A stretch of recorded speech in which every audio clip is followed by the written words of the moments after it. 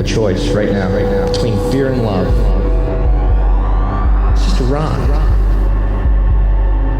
Out of the dark night of ignorance and into the shining light of truth. Expanding reality. A population of citizens capable of critical thinking.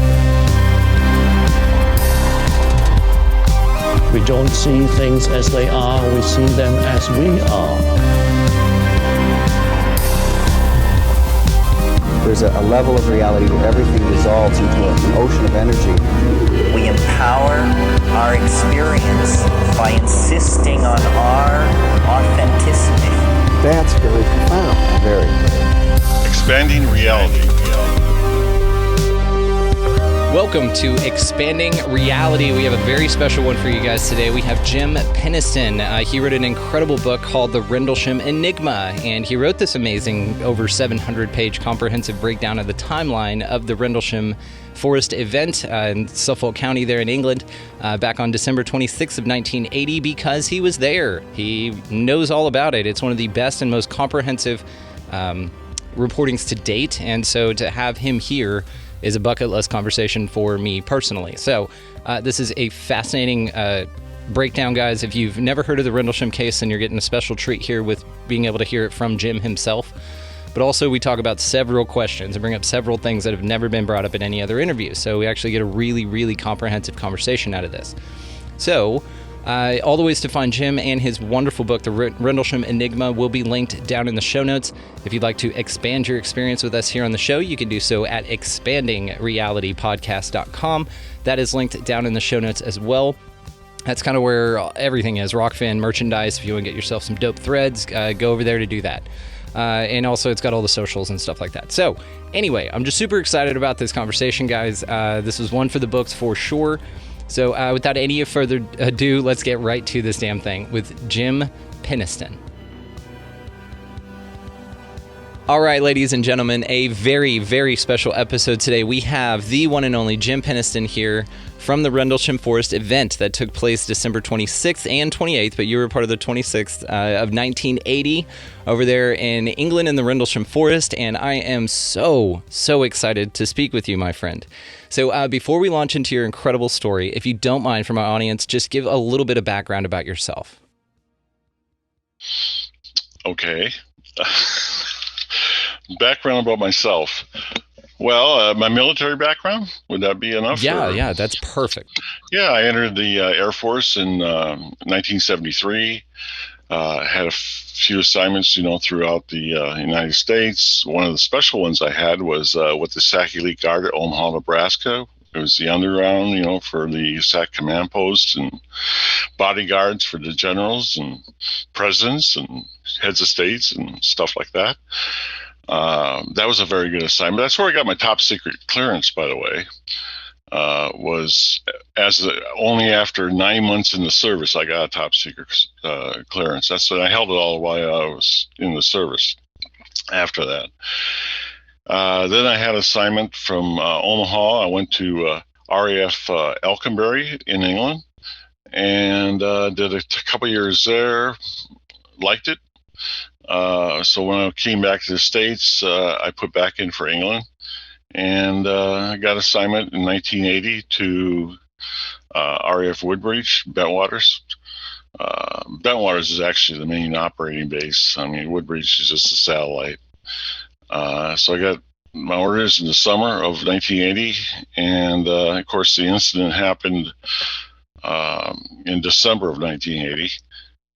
So I wasn't at the base too long when the situation happened.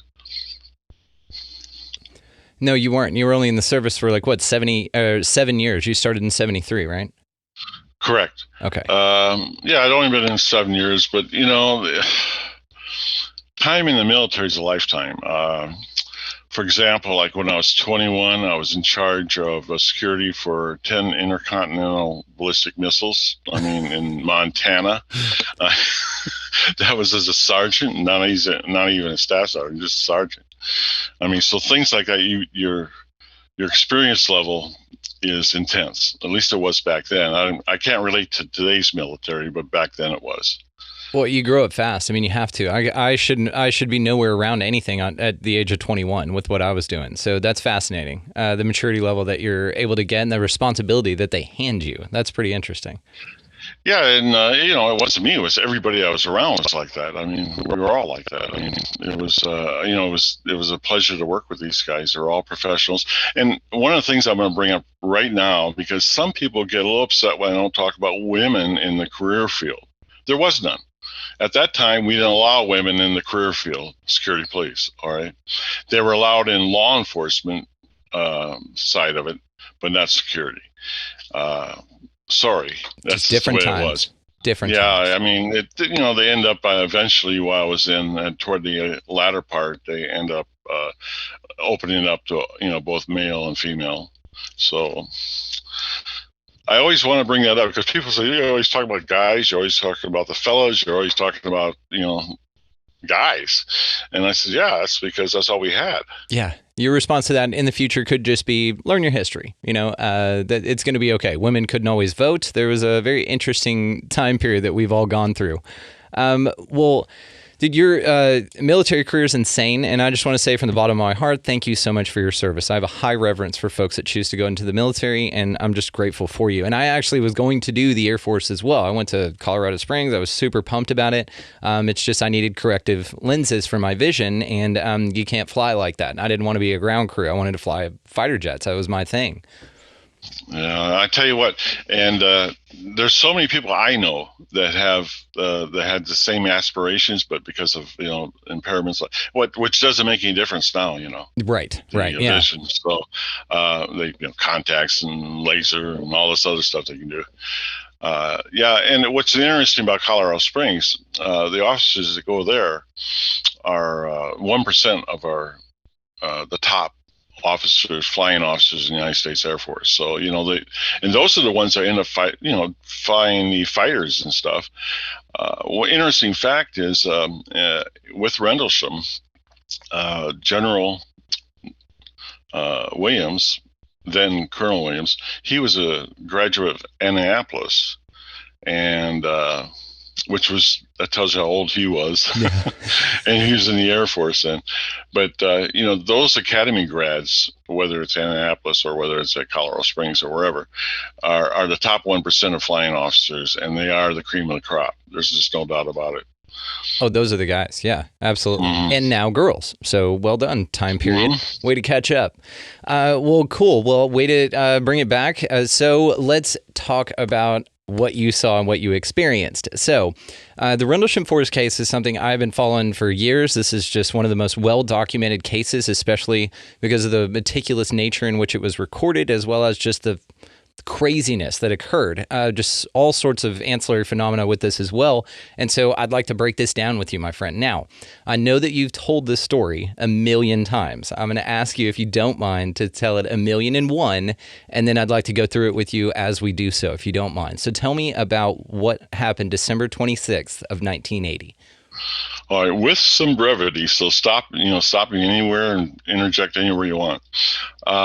It began as a normal shift. We were doing, I was in charge of security for Woodbridge Base, and which meant that I had about 15, 16 security policemen that I was responsible for, a couple of restricted areas with A-10s. And then, of course, there was law enforcement who did the gate guard duty and stuff like that, but they worked for the law enforcement flight chief.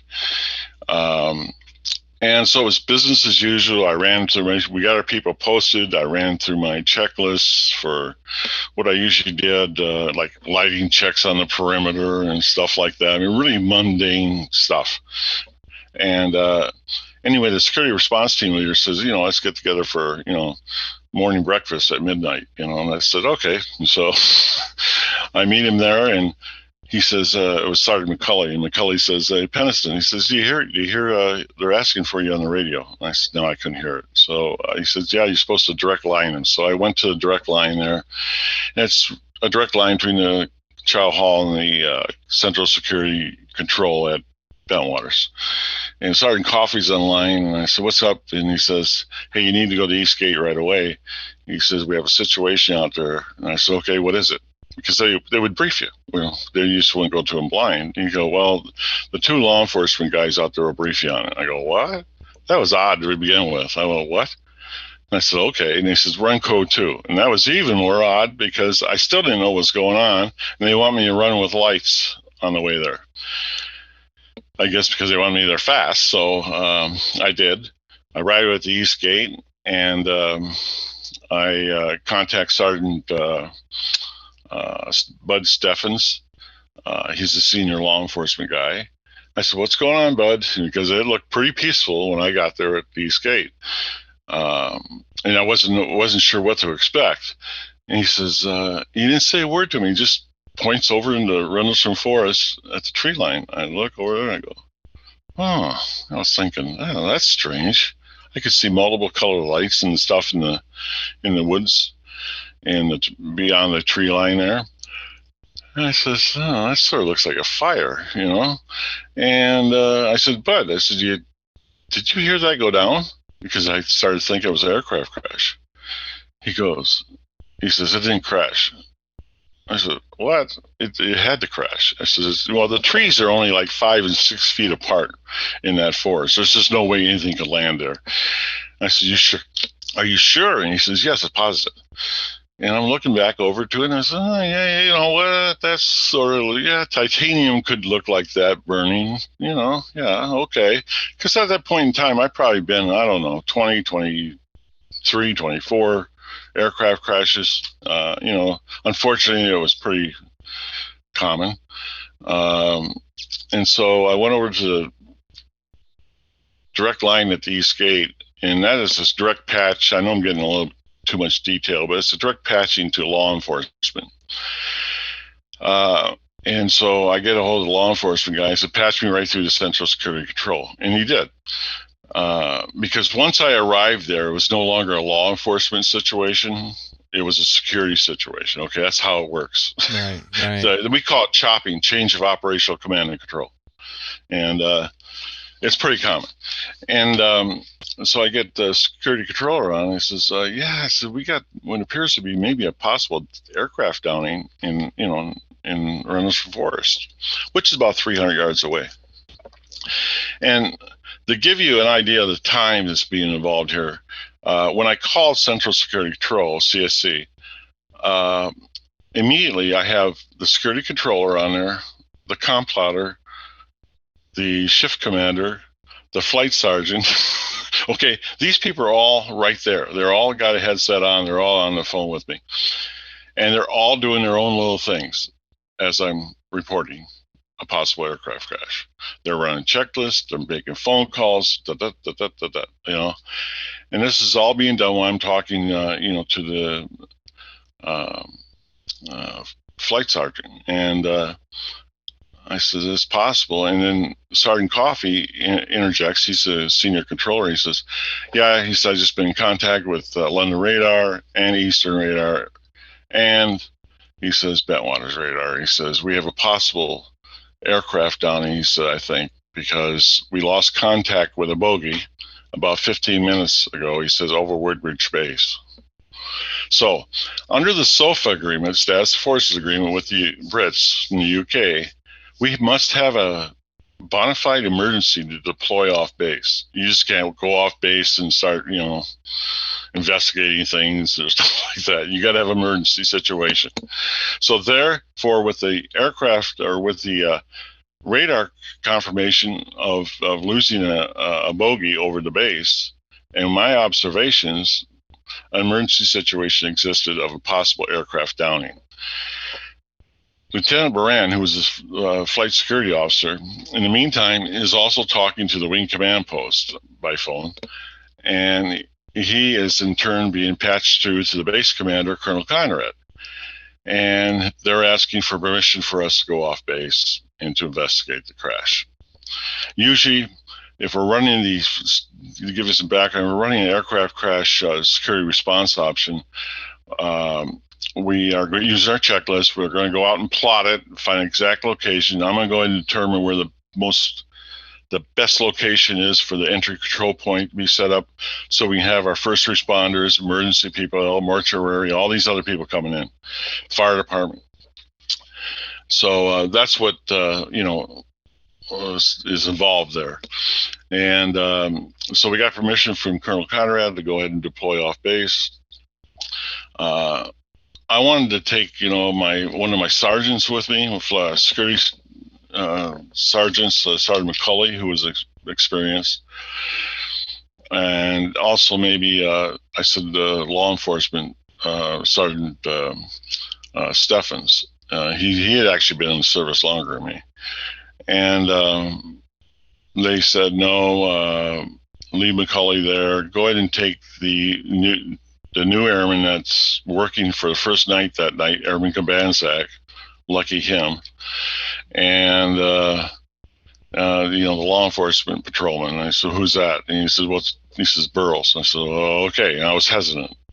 I said, "All right," because first of all, on an aircraft crash, security sets everything up, and I have less work to do when the guy knows what he's doing, whether it's his first night or not. He's trained.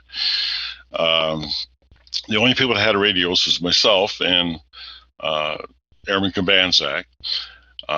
So we were told to deploy off base. We didn't need to have weapons, which is fine for an aircraft crash. I grabbed, opened up the crash kit. We had a crash kit in my vehicle for that. They had all the supplies you need. So I pull out the plotting board, the camera we had for taking pictures of the accident scene, stuff like that. And myself, Kabanzak, and Burroughs, we deployed my Jeep. It's a CJ7 blue and white Jeep. It's not like you think of a military one. I mean, this had bubbles on it, lights and stuff. So I drive out there as far as I can go off-road. And the way it is, the Forestry Service uses the trees as a crop. Okay, once they grow to a certain level, they cut them, they replant, that's how they do it. Interesting. Yeah, and they're limited on their resources in that small country, so yeah, makes sense. That's what. Yeah, I mean, it's okay to do that, but they're doing it commercially. It's different. And so there's berms, earthen berms, where the trees would normally be, and of course at that time. It changes all the time. At that time, there was a clearing all the way up to almost the tree line at, the edge of the forest at Rendlesham. So there was about 200 yards of open area, which today is actually forested, but that back then it was cut trees. And so I went as far as I could with that Jeep, and I was starting to wonder if I was going to, have problems, tipping over in that. And besides, the first responders, the other, like the fire department, all those people, they can only go so far with their vehicles, their regular vehicles. So I figured that was about as far as I could go. I set up the entry control point with Aaron Kabanzak. He's got a radio.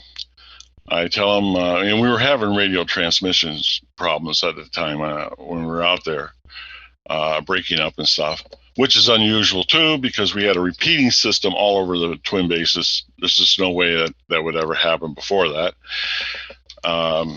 And so I says, if I start breaking up, make sure you relay everything to CSC and to Sergeant, the flight sergeant, Sergeant Chandler, who's responding to the East Gate. He's taking my spot, by the way, because I'm no longer on base. Okay.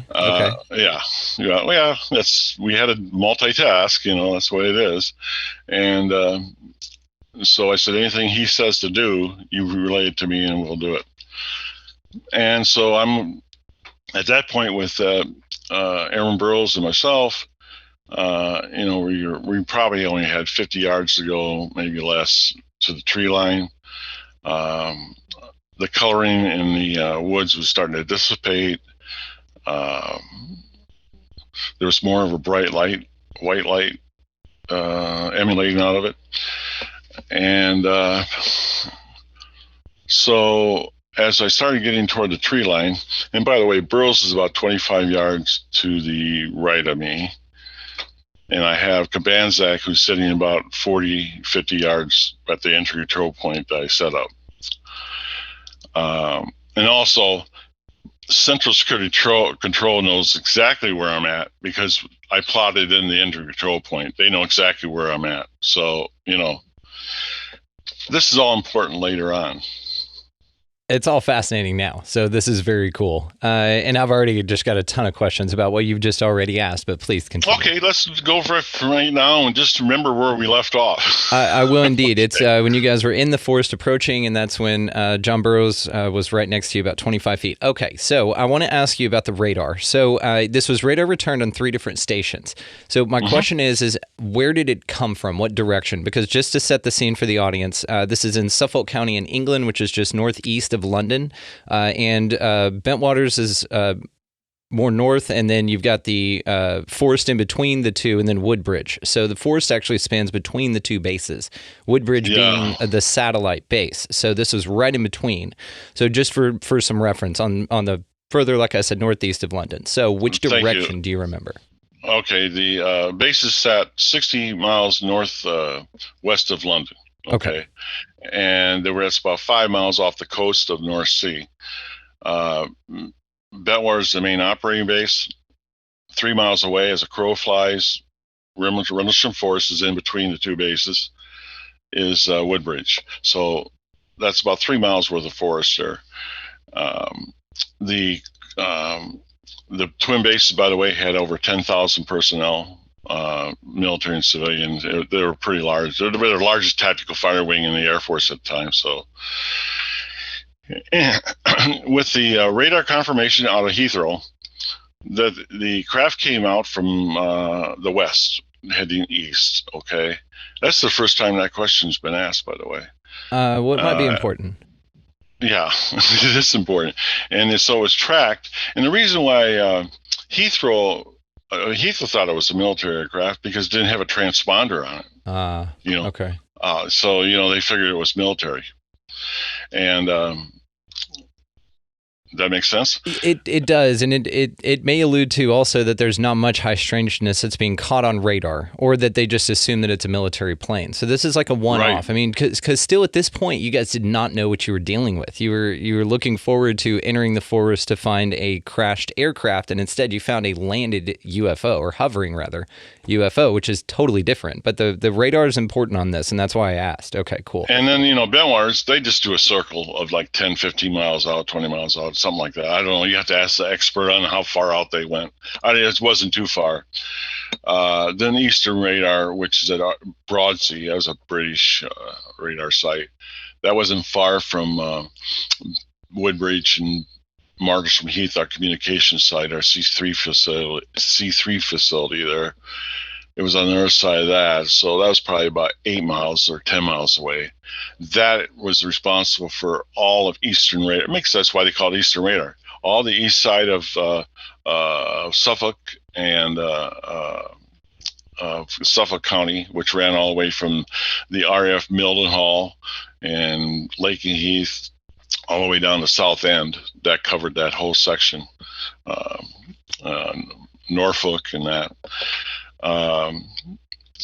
So it came out of the west. Okay, and Heathrow would be the furthest west point of radar return that you guys had gotten, right?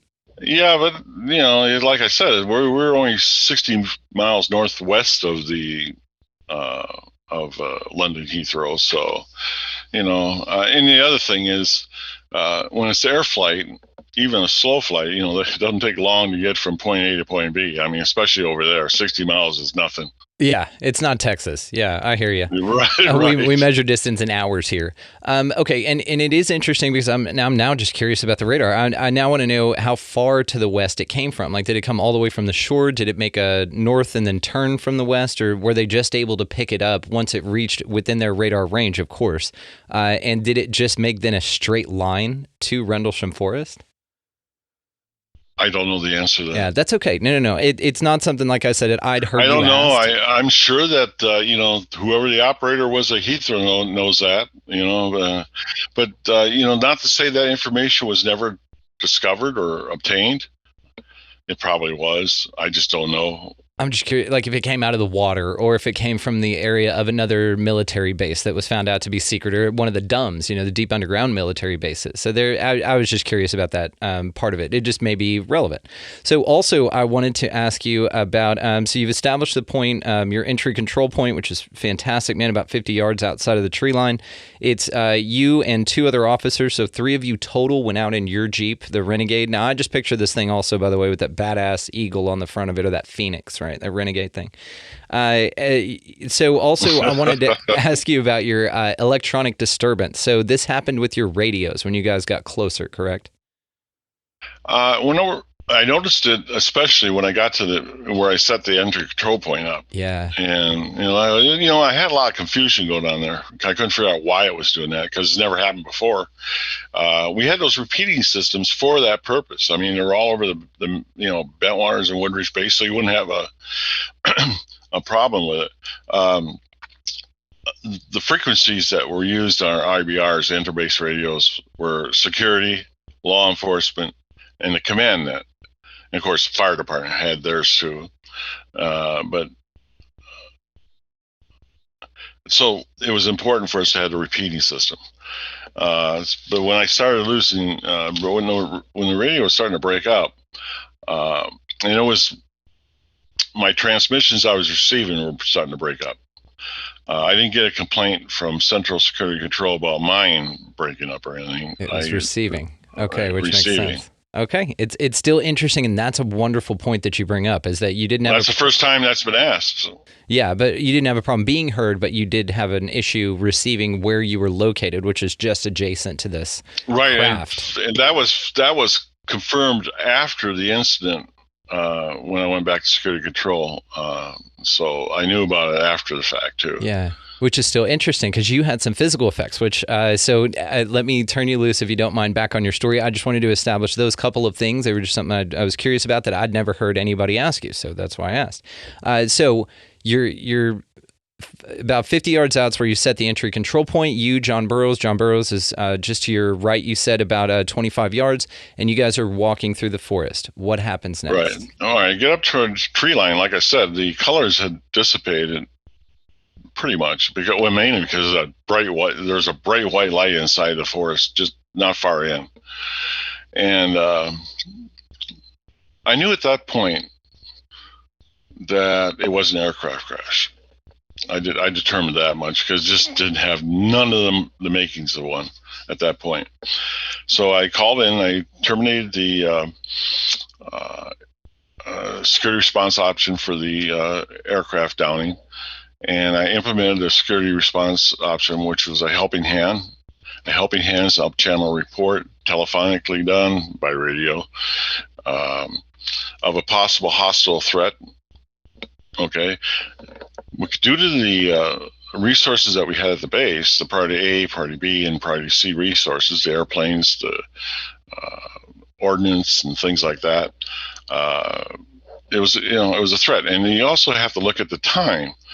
The time in 1980 was a huge threat with a different type of terrorism. Okay, we had groups like Baader-Meinhof and Red Brigade, and the RA and Black September. I mean, these are different types of groups, and we also had like Lowestoft, which was a port that was only like 10 miles away.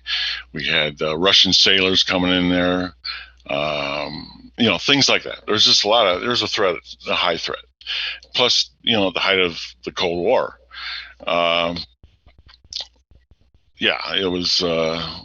It was, so I implemented the helping hand. And that goes to Sergeant Coffey, and they discuss it in there, and then they send it up telephonically or by phone to the Wing Command Post, goes to the Wing Command Post to Numbered Air Force at Mildenhall. From Mildenhall, it goes to MAGCOM, Major Command at Ramstein. From Ramstein, it goes to the Pentagon. Okay? This reminds me of the scene in Hitchhiker's Guide to the Galaxy. Have you ever seen that movie or read the book? No. Okay, there's a scene in it where aliens come and destroy the planet for spoiler alert, by the way, destroy the planet, this happens straight out the gate, for an international highway, like a bypass, right? And so, but they're full of all this bureaucracy. So this is one of the things that's advantageous for a protagonist later on because they get caught up in the bureaucracy and they don't go chase them, right? For the same thing that you're talking about here, where immediate action is needed, but there's so much red tape and, chains of command to go through to execute it. It's silly. Okay, just put this in perspective, how fast the timeline's working right now. Mm-hmm. I arrived at the East Gate about midnight, 12:03. Okay, that's what I had in my notebook. Because I have to reports later on. That's why you record the times now. And from that time there at 12:03 arrival, I would say that only 5 minutes passed, or maybe 7 or 8 minutes to where I'm at the tree line. That's how fast everything's moving. Right. So anyways, by implementing that, and I was fine because Burroughs was at a distance over to the right, and then we had Cabanzac, who I visually can see, and farther at the East Gate, I can see Sergeant Chandler's there. So, everything seems okay. My job at that point in time, by implementing that SRO, is to determine, if there's a hostile threat. And if it is, report it. I'm unarmed at this point. I'm not going to do anything else but report. That was a little bit concerning. Okay. Yeah. I was like, I wish I was armed. Well, it's interesting they don't. Is it that they don't allow you to take sidearms, or that they're not required so you can make the choice? The Brits, under the SOFA agreement, Status Force Agreement, didn't allow us to take weapons off base unless there was an emergency situation. I barely went over that. Yeah, that wasn't it's part of the SOFA. That's right. And, we could have took it, and there's just no need to take weapons for aircraft crash. I mean... Well, if it's Russian and the dude survives... A radio call away, I could have more people there. And, that's fair. Okay. Yeah. And, yeah. Okay. And then also... I was just going to say for the audience also, we keep saying the words, the acronym RAF, that stands for Royal Air Force. So that's what an RAF base is. It's a Royal Air Force base that we were kind of helping out with or occupying or working. No, there was our base. And that's what I've heard too. It's like your base. After World War II, we did, the Brits had that Lend-Lease stuff, borrowing ships and all that stuff. Anyway, we got the lease agreement. I believe it was a 100-year lease on those bases. They're ours, but of course we're in a foreign country, so the Brits, it's still called an RAF base, right? And they had to have a RAF squadron commander on the base as a liaison. Because that makes the Brits feel better. And it's like a but everything country. we did was, we had most of the classified stuff we were doing was for U.S. eyes only. It wasn't shared. Okay, some was with the NATO, releasable and stuff like that, but for the main part, most of the stuff we did was non-releasable to foreign nationals. So. I know it's probably doesn't sit well with the British, but that's the way it is, It's the way it is. I mean, that's just how it is. Okay, so my apologies. So you're approaching the craft now. So you've already determined that it is not a downed aircraft. It's something else, and that's why you put the call out. So response is on the way. What happened next? Okay. Well, I start taking pictures at that point in time because I got a lot of pictures. I got roll film. And I don't have to take an aircraft crash, so I'm going to start taking pictures of what's going on. Because I don't have a weapon either. So I'm shooting with the camera. We had like Canon AE1s. I don't know if that makes any difference. They held like a 36 roll of film, black and white. I think the ASA on them were 400. They're pretty good film. But so I was shooting on that, and so. As a matter of fact, I was panicking type shooting, and so I shot way too much. Matter of fact, I shot to the point where I ran out as I entered the woods. Before you could even make it. Yeah. Damn. Yeah, I know. I wish I could do things differently. But was there, but that would be cool too. Were you, so let me ask you about the film then, now that we're at that point. Were you able to see it developed, or was it confiscated? No, I dropped the film off at the base photo lab, did a work order on it. When I went and picked up, they were all whited out, which I thought was odd But then I find out even years later when I talked to Sergeant Nevels, who worked disaster preparedness, the following morning when he was sent out to investigate the first night landing, he took pictures and everything too, and his didn't turn out either. And he developed his. He's a pride, like his hobby was photography, so he developed his at his house. And Monroe, I said, what's the deal? He said, he says the reason he says they didn't turn out is because of the beta radiation. I went, So electronic disturbance coming into the area, photos don't develop even though you use two different means of developing. Like that's fascinating, man. Yeah, and two different, like in the next morning, Monroe had the same problem. Beta, he could go into a lot of more information about it, but the beta is a short-lived radiation, okay? It was right at the landing site, but apparently, unlike gamma rays, which are deadly, you get those puppies, you're not going to be around very long. Or you turn into the Hulk whenever you get upset. Like those are your two options. Yeah. Yeah, it's pretty bad. And well, what this points to is very interesting because it shows that we can rule out malicious intent with these. So sometimes you'll hear, of damn it, I forget who was it that talked about that. There's been a lot of people who have talked about craft landing, them getting footage of it, and then the CIA or some official branch of the government coming in and confiscating it. And so this rules that out. It seems like that was a little earlier than we were doing that at this point. But then also it's one of those things that if it didn't develop, there's a scientific explanation for it rather than a nefarious one. So this is important to the story. In this case, yes. In this situation, I can't speak for none of those rest of those. No, and of course not. It's just we've heard it several times from several different folks. I just can't think of the name off the top of my head. But this is an interesting point to the story, though. So that's why I'm saying it. So as I started going in there, I could feel like, static electricity. At first, I'm thinking adrenaline.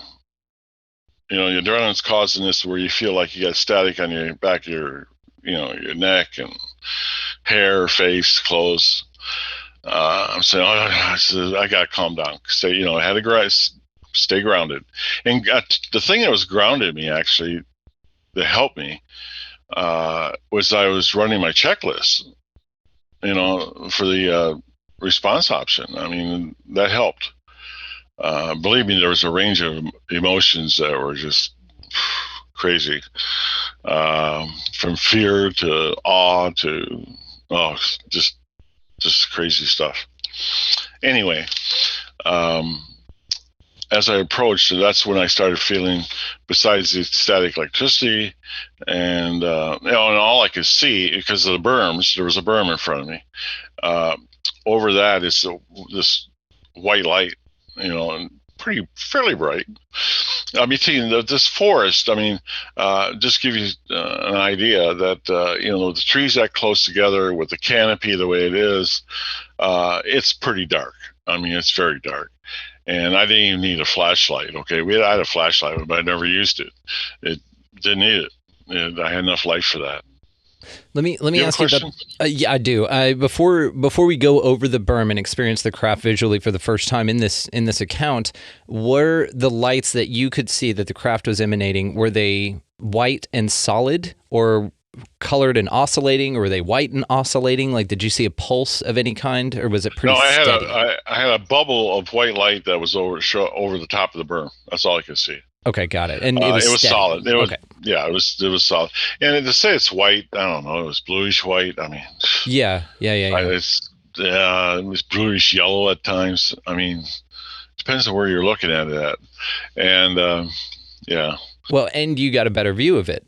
So take us over the berm to the craft. Well, as I was coming to the berm, that's when I was, besides the static electricity, I was feeling, like my movements were labored. And I used the comparison of like walking waist deep through a pool of water, because that's the resistance I was getting. And I was, that is really bizarre. And but that is like right around where the craft was, like within 15 feet. I mean, I was pretty close in on that.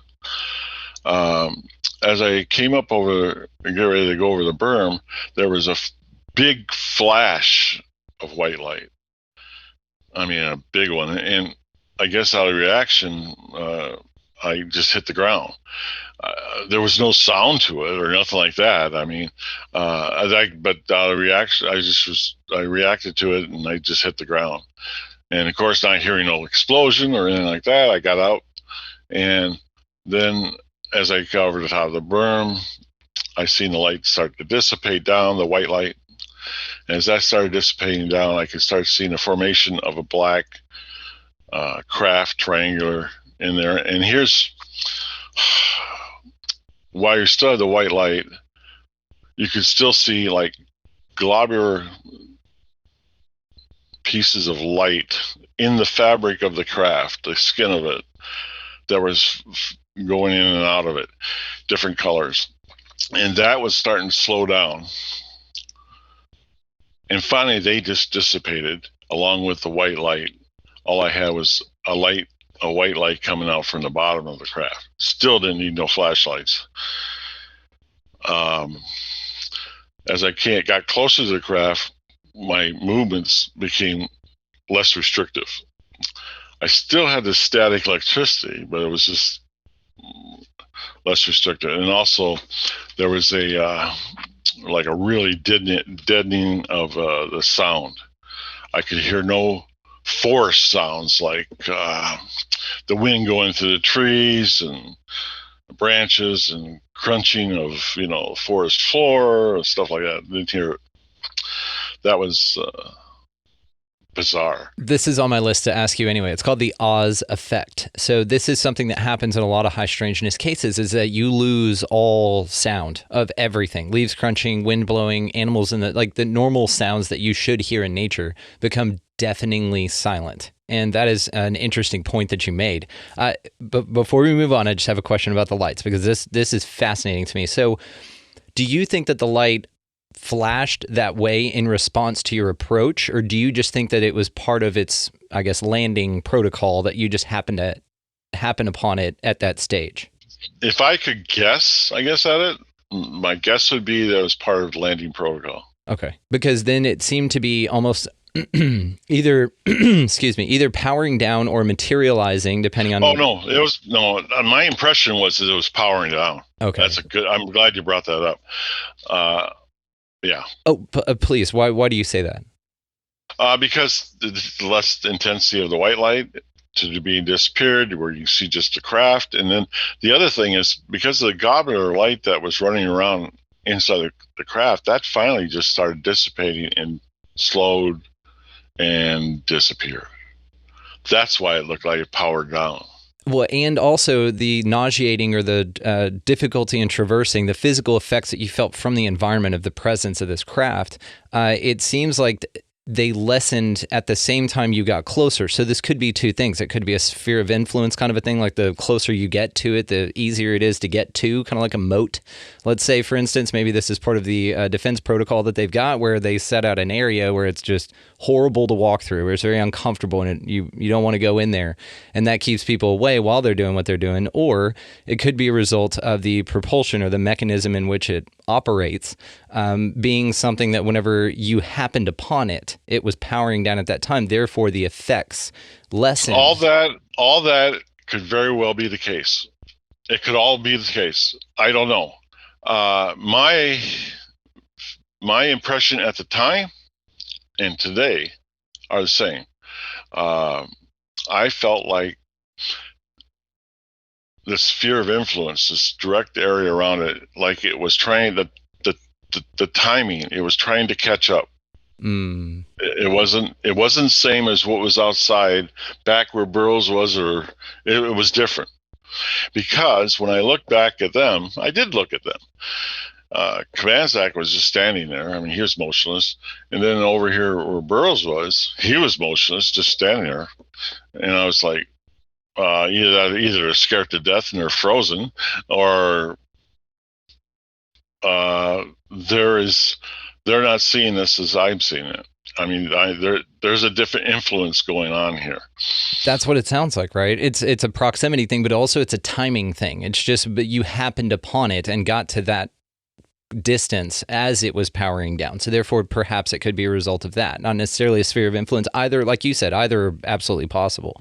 So let me ask you this. Kabansak and you were the only two that had a radio. Was he radioing to you to ask what you saw from your vantage point at any point in this? I continued, as I even approached the tree line, I continued to do my security status checks. That's just part of our normal operating procedure. Security, okay, fence, post, whatever. You use a random word in there and not use the duress word. Gotcha. Yeah. Everything's fine. It's just weird. Yeah. So you want to make sure they're comfortable. I wasn't sure if it was survival because I didn't know what really happened, why these guys aren't moving, and so I didn't know I was going to survive and this encounter or this situation. So my job at that point in time is to get as much information as I can. All I got, I'm out of film, so all I got is my notebook. So I'm going to sit here and try to get as much information recorded so that survives and it is available to the command element to make command decisions and whatever they do. That's my job at that point. At least that's what I determined my job was. Get as much of the information as I could and document it. And that's what I did. I mean, I had no measuring devices out there or nothing like that, so I had to use what I had. I paced off the craft, which was 9 feet. My stride's about 3, so that's a guess. Okay, pretty close. What I was going to ask you, do you do the stride, which is like a yard or 3 feet, or do you do the heel toe thing? Do you do both? Are both units of measurement for you? The reason I asked, my wife... It'd be heel toe, I guess. Okay. See, my wife gives me crap about this. I had to think about that one. I don't know. Well, a lot of people will use their stride, which is like 3 feet or like a yard. But then also they'll count heel to toe, which is about a foot, depending on what size your foot is. But you can rough estimate and just call it a foot. But this is how I measure stuff if I don't have a measuring device out here in the field. And my wife always thinks it's hilarious. I'm like, babe, this is how we do it. It's accurate, right? So it's nice to see that we're still doing that. So, okay. Now, and I've just got to compliment you on it, man, because your drawings, which I will be putting, of course, guys, in the show notes, the video audience, I'll go ahead and flash a couple here at this point. You did some wonderful hand drawings, the way that you detailed this out. I am no artist, okay? But you still, and besides, I tell you what, so my well. notebook, one of the issues I have when I look at it, the pages, that is, you can see in the shakiness of my writing just how at times what a mess I was. Well, yeah, it wasn't. And so I tried my best on draw it on descriptions. It was a little hard to tell with the height of the craft because of the berm and how it was sitting there. I'm 6'2", so I figured 6.5. So I'm guessing, my estimate, 6.5, 7 feet. That's about how tall it is to the dorsal fin of the craft in the back or the front. I don't know if what was back. I don't know what it was. Well, the way it looked aerodynamically from your drawings looks like that was the front. Like the way we associate it aerodynamically is what we would assume to that. But you're right. It could flown upside down and sideways, because that's been another thing that I know even Bob Lazar talks about this, that the craft actually turns and the gravity amplifiers pull it. So it flies unaerodynamically from our perspective. So it is interesting. That's a great point. The craft was above the ground. There was, like I said, light coming down from underneath the beams. I used the term light because that's not what it was, because it had to be holding the craft up. Okay, so what type of technology is it that looks like light that holds craft? I don't know what it is. So at first I says, that's impossible for light to do that. And so I tried to push the craft. I figured I'd get movement out of it because I didn't think it was fixed, but it was. But it just wasn't landing gear like I was used to. I mean, or was expecting. This, by the way, is absolutely brilliant because you walked up to this crazy thing, having felt the way you felt, radio issues. You would later have film issues. You have all of these things, shaking hands with notes, and your first thing is, I'm just going to touch this thing to see if I can move it a bit. And that is amazing. It's well, great. I figured if you had a Cadillac parked out there, yeah, you rock it a bit, right? You'd have to move a little bit, wouldn't it? I mean, that's on the ground. It's on top of the ground with tires, and I figured that would. This thing was solid and no movement, and so more perplexing and obvious that we, and being an Offutt Air Force Base, which I brought up earlier, with those classified briefings for all the, we had 36 generals there and different branches and all this other stuff, and NATO and CETO and everybody there. These briefings, we did a lot of research and development briefings and stuff like that. And, I'm there for security. However, you get to see everything that's being planned for the next 50 years, Yeah. And there's nothing even close to that, even today. No. Even today, for what happened in Rendlesham, I don't think can be replicated. Okay. The other thing is, besides measuring this off, I'm doing a lot of things at this time. I'm looking for all the things that make an aircraft fly. Okay. First of all, the fabric of the craft, the skin, is just absolutely seamless. It's like glass. So I'm looking for intakes. I'm looking for exhausts. I'm looking for a crew compartment. I'm looking for flaps and ailerons and blah, blah, blah, blah, blah. All the things that make an airplane, fly. This is a brick. This thing cannot fly. It doesn't have anything that we need to have to make it fly, okay? But it's sitting there into a space in this small clearing out in the middle of this forest. How did it get here? These are a lot of questions that are simultaneously just running through my head. I mean, just impossible. Because, the whole situation seemed impossible, but reality was different. I mean, you had... Yeah. Anyway, so the air temperature was about 32 degrees. We find this out afterwards. But the craft appeared to be warm to touch. Monroe Nevels told me later on, he says, that's not because it was hot.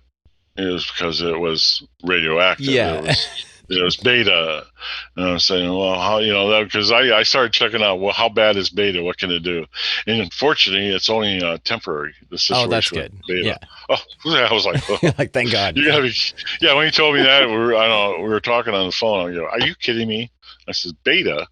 I said, is that why it was warm? He said, oh yeah. He says, that you get warmth out of it.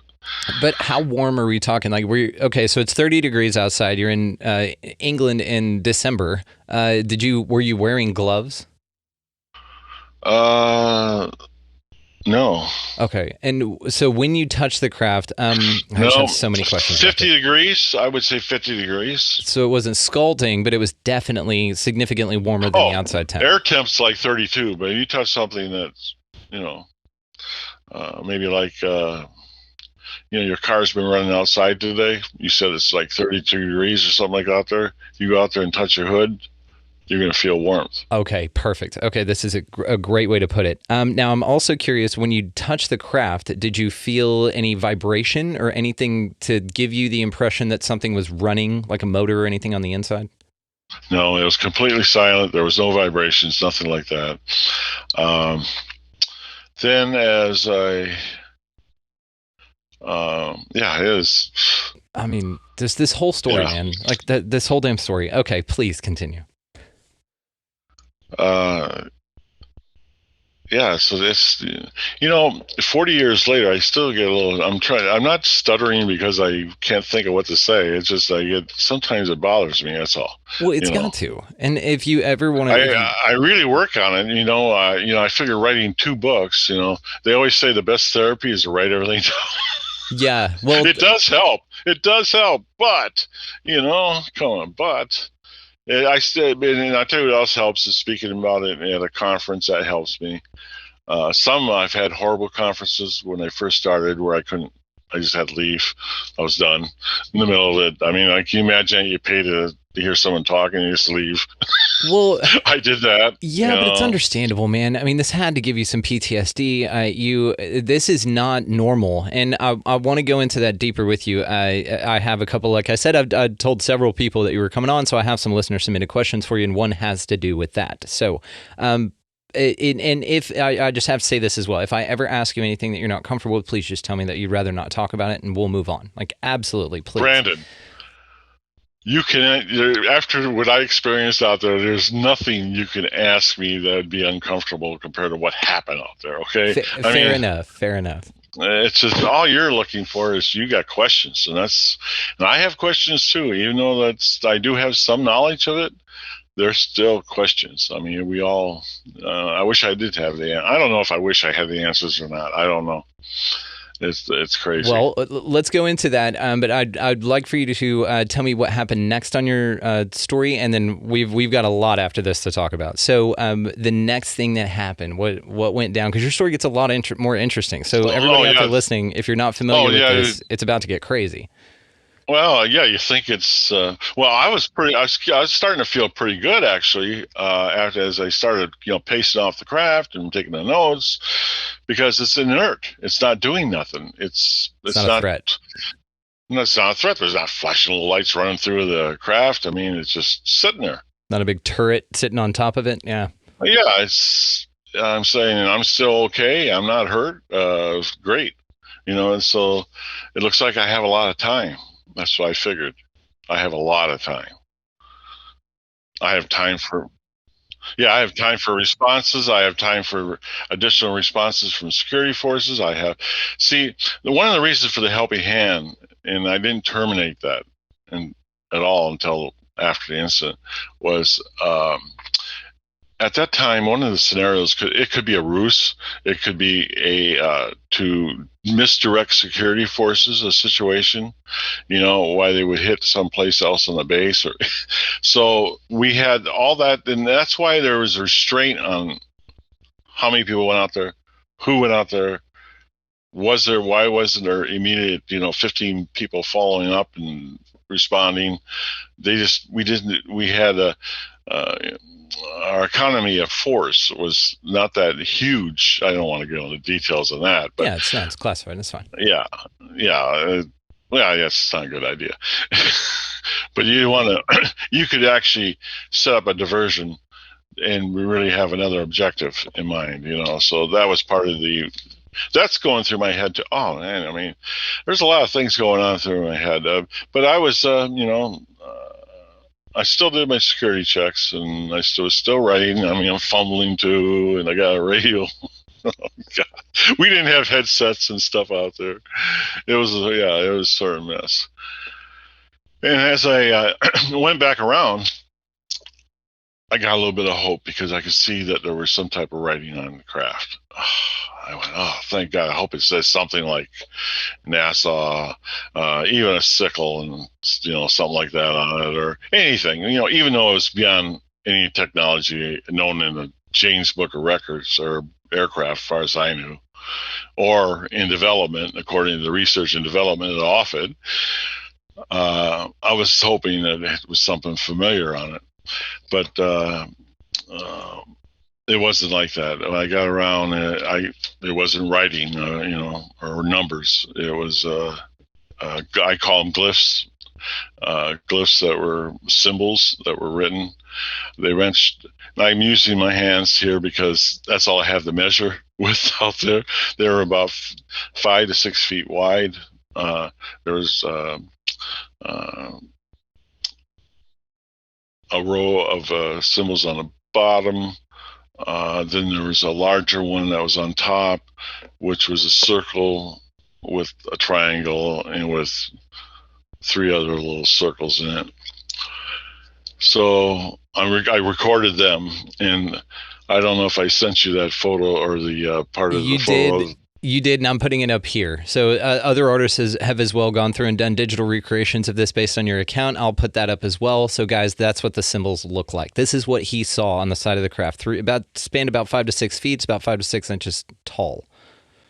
Right. The symbols themselves on the row on the bottom, they were about 5 inches high, and this is how I measured. Okay, you can guess it. Whatever you think that is, I call it 5 inches. Yeah, it's 5. Yeah, I'd go 8 max, but yeah, 5 for sure. Okay, and the one on top was a lot bigger, maybe like a huge dinner plate size. Okay, the circle anyway. Anyway, so I'm touching the craft itself, and like I said, it felt like smooth like black glass. There was no rivets, nothing like that. And when I say black glass, I'm talking about that was the coloring of it, the smoothness of it. But did I think it was glass? No, it was metal. There's definitely some kind of metal. I just don't know what it was.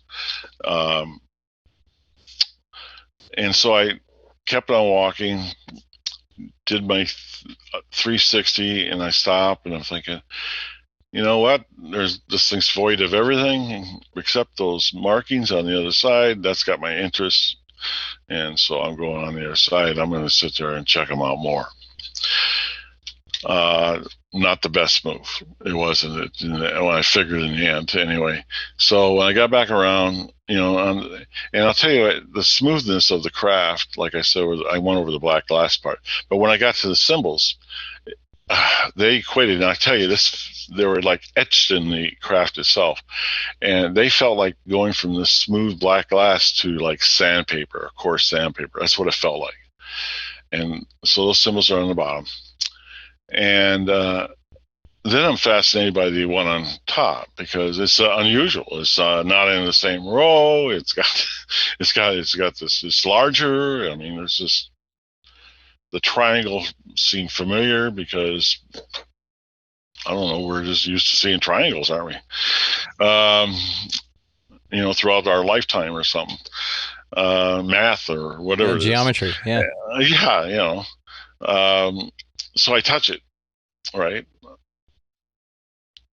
And when I touched it, I'm blinded. I mean, I'm blinded where I cannot see nothing but pure white and nothing else. That's it. Okay. Let me stop you there. So whenever you had this flash of light, did the light come from the craft or was this in your mind's eye? I don't know. Mind's eye, I don't know. I can't. To me, it would be hard to tell. I mean, and even if to me, I would say I actually thought at the moment it was from the craft. Okay, but I discounted that pretty fast later. And I'll tell you why. Well, anyway, so I'm touching this right, and I got this bright white light, and the mind's eye part, I would say, would be to seeing these flashing of ones and zeros. So, what the? I said, what the fuck is that? This whole thing was like, I mean, you took an unbelievable situation and got more unbelievable, more unbelievable, more unbelievable. I mean, that's what was going on.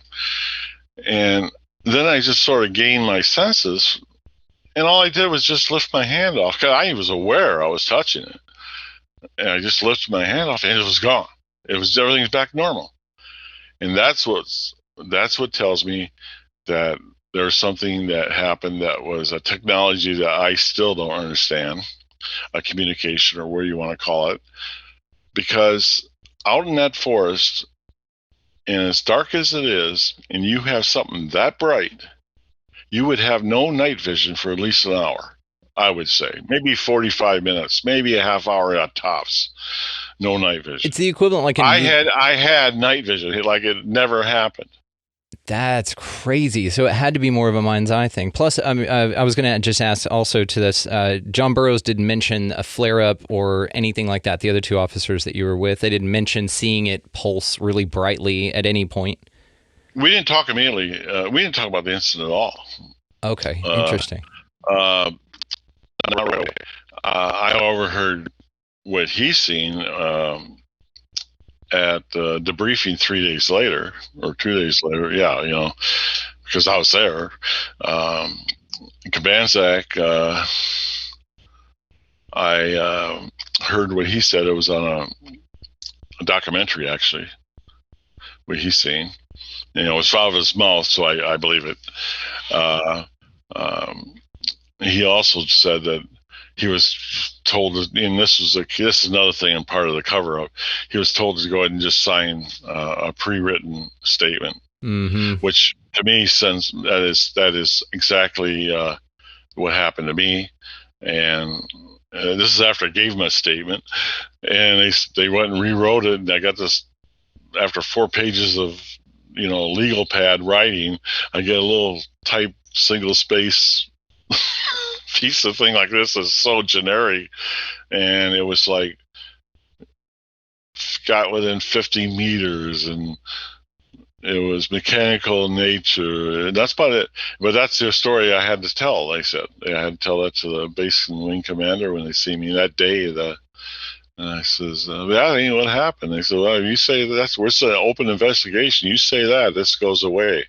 Okay, it goes away. Yeah. And when open investigations like that, I'm getting off subject here, but I always felt bad telling the wing commander and that this what I was told from by the agents down there what to say. Okay, and so I got to meet retired General Williams out in Tucson a few years back, and I says, General Williams, I says, I got to apologize to you. I says, for lying to you that day with this story that, I got at the OSI building. They told me I had to say this if I was asked anything about this. He was so cool. He goes, but his response was unique. He says, don't worry about it, Jim. He says, we all follow orders. That's right. That's right. And I mean, you were what, 26 at the time? Yeah, he says, don't worry about it. And I felt guilty about it for all those years. And he's just like, don't worry about it. We all follow orders. But that tells me he said he had his orders too. Uh-huh. So he's probably had to sign some things that he didn't write too. Yeah. It's very interesting, man. And they just they made you take all the woo out of it, which is just crazy to me. I mean, that's like the most interesting part of the story, which I'm grateful for that you've come out now and written your amazing book, The Rendlesham Enigma, which we haven't even mentioned yet. But of course, guys, it's going to be linked down in the show notes. Make sure that you check this all this information is in the Enigma book and more. And more. That book, you wrote how many pages? 703? 702? Yeah, 702 pages of that, which is different than most of your books on incidents.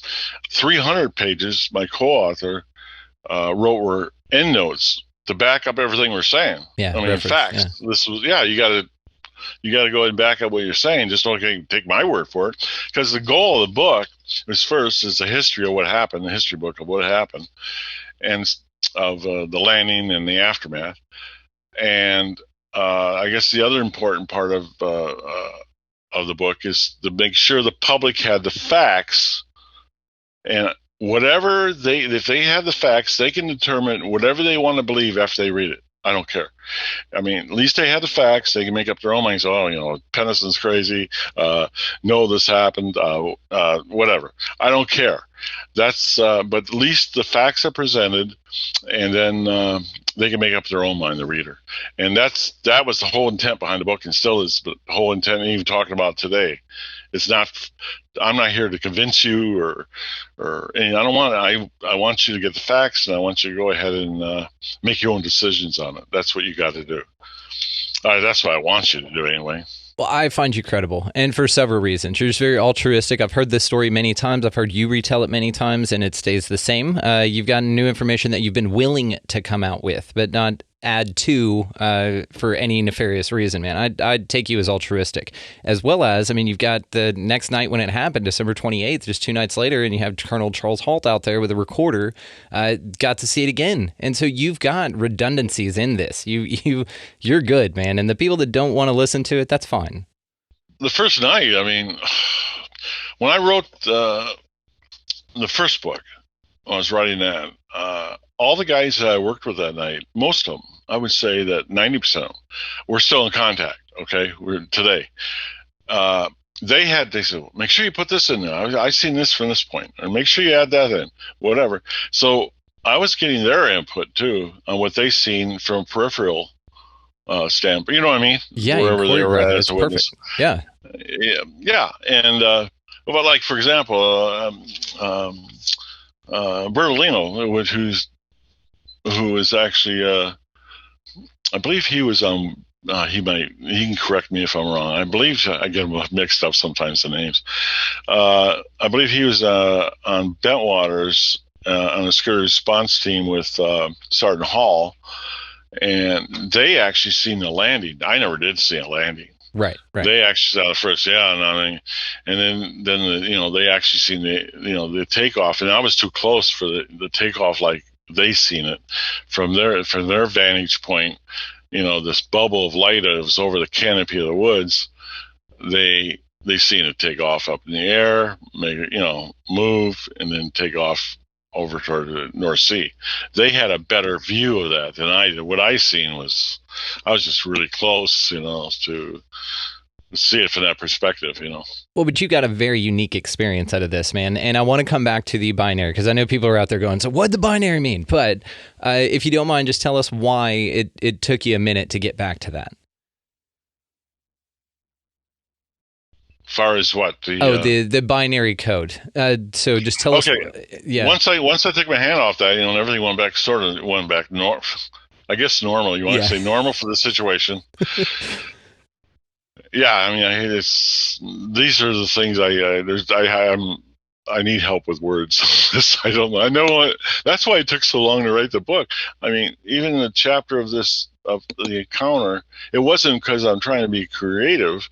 It took me like 8 or 9 rewrites and months to write one chapter. It's just because I wanted to make sure it was descriptive enough on what was actually going on and what I was seeing. And it made it very hard to write. I mean, I'm like, I need a word for this. This is what I'm trying to convey. I did have help that way, with the co-author and stuff like that. Well, also you're tackling the attempt to be articulate in something unarticulatable. Like, it's very challenging to put that into words, especially the flash, what you felt. I mean, all of these things, and there's so many things that happen that it's understandable, man. Yeah, you're good, dude, and you did a wonderful job. Well, I don't know. When I look back in hindsight, I could have done things differently. It's for everybody, man. Don't worry about it. I mean, one is like I made a mistake by thinking it wasn't going to go anywhere. That influenced a lot. It changes your whole mode of operating. You know what I mean? So it makes sense. Yeah. So anyway, you wrote the binary down in your notebook, and then what? No, I didn't. I didn't do it there. No, I was there's just too much going on. Anyway, get away from the craft. I'll make this really short with some using brevity on this. Got away from the craft. I seen the lights powering up. That's what I call it, powering up, because there's a guy got moving again. Okay, and I'm thinking, I must have activated something. Holy shit! I'm like that. I must have activated something. I'm getting also now starting to get reactive again with this lighting. So I got back away from about 10 feet, and I got down, and I was almost trying to dig a hole in the ground because I wanted to get down as far as I could. I thought I activated it and it might explode. There's just no way I could get away from it far enough. And what it did is when it powered up, it started to brighten up again. I lost the whole craft in there. I mean, the silhouette of that was gone, and this bright white light. And as it moved up, and this is what I can't understand this today either. Like those trees I mentioned earlier were 5 or 6 feet apart. The craft, but by my own testimony, or at least 9 feet, right? Moved back through those trees, and then slowly went up to the canopy of the forest, made a slight turn, and was gone in a blink of an eye. Okay, complete darkness out there now. Okay, I hear Burroughs runs up to me. So he's all right. That's my first thought. He's all right. Okay. He says, do you see that? Do you see that? And he goes, look, over there. I'm going, what? Like, what the hell? I mean, over where? I mean, there ain't no, it's gone. And this is what I'm thinking. And he takes off. heading into the forest. What the heck? Our team concept is blowing. I don't know what he's Where's not our acting solidarity? professional. Like he's not in the military or something. He's just I don't know what he is. He was young. He was young and stupid, I guess. I don't know, or just let his emotions run over. I don't know what happened. You'd have to ask him that. That's fair. So I chased him because I can't lose him. Especially after what you just been through. You're like, I don't want to be alone. Let's go. Yeah, well, first of all, I don't know what he's seeing there. It's just too dark. There's nothing to see. So, like I said, the forest looked different back then. So I only went another maybe 30 or 40 feet into the forest and ran to a first fence, barbed wire, and then there was a second one right behind it, and that was barbed wire, and then there was a farmer's field. Well, he's a lot taller than me. I think he's like 6'5". He hopped those. I hopped them, but it was sort of bad. It wasn't as good as yeah. I got over him, and so I'm chasing after him across this farmer's field. And like I said, it was like 32 degrees temperature. So there was water in the field, in between the rows that had been furrows, and with thin ice on them and stuff like that. So I fell down a few times. I got soaked. And so I'm still chasing him. I get past the farmer's houses. I get to a road. And thank God he stops. So I catch up with him. I says, what the hell are you? I'm using good words here. What the hell are you doing? Yeah. Are you chasing? He says, I'm chasing a crab. And then he points over in the opposite direction. And I said, where is it? And he says, over there. And I said, where? And I'm looking over here. And I says, okay, point to it and let me look down your arm. Okay. I mean, it says, stay calm, And I looked down his arm, and he's pointing off to the lighthouse. That's how it went into the statement about the lighthouse. I said, that's the lighthouse. Oh. And we didn't even get that said. I look over to the right, and there's that craft over the Capel Green forest area. It's just sitting there. I thought it was gone. And then it starts moving off very slowly out toward the North Sea. And it's only going slowly, 200, 300 miles an hour. Okay. Yeah, just at a brisk pace. Yeah. Yeah. I mean, leisurely that's stroll. Slow. It's not at no. What I see, it wasn't like it just. I'm guessing it wasn't a blink of an eye. It just disappeared. It's just that it was so fast when it left, and that's the other thing. When it left, there was no air disturbance, there was no sound, and there would have had to been at that speed a sonic boom. There wasn't that. Yeah, from our aircraft, yeah. And there's different theories on why they do that, or why there's a lack of a sonic boom, which is very, very interesting. Okay, and yeah, I know, but these are all things that at the time, run through my head. You observe this properly. I mean, that's the thing, is you have to note this kind of thing. And there should have been sonic booms. There should have been wind disturbances. Well, it had to be air displacement. I mean, how does that lift up, and how does it move? And how in the hell did it move through those trees? Why would it do that? Well, maybe if you start looking back in retrospect after 40 years, you say, well, maybe because it can manipulate space, time, lots of things. I mean, there's all kinds of working theories you can throw into it that people have, and yeah. So I'm grateful that you pointed out the lighthouse. That's the incident. Oh yeah. And Burroughs put that in his statement. I don't know why he put that in his statement, because I don't know, because I don't know. You didn't see, I guess what I seen, he told Hall on, when we were at the base commander's office, deputy base. Yeah, he says, I see a triangular craft. He drew a picture of one. He did that stuff, but it's like, oh man, he's missing a lot of shit. Why? From his observation, it's interesting. But looking back now, you start looking and think, well, that's why one of the theories of the time distortion come in at is maybe for him, maybe everything was instantaneous. Maybe nothing, no half hour looking around the craft and stuff happened. You know? Okay, so this is it. I have two things before we move on to your binary that I'm very curious about. So how long did you experience being in the area of the craft and interacting with it? I would say about, it had to be a half hour. Okay, and did they notice the same amount of time go by as well? No, because his observation, usually all he talked about is the craft itself. He didn't say me walking around it or nothing like that. I mean, he missed all that. That's why I said it must be instant for him. But the reason I'm concerned about time is when I got back into CSC, turn my weapon in and all this stuff and get debriefed. My watch was a half hour off. That's it. He yes. didn't have a watch. Okay. I wish he did. I had one that was a half hour off. I'm saying, well, mine's half hour off here. What's the deal here? But it was a half hour ahead. My watch? Yeah.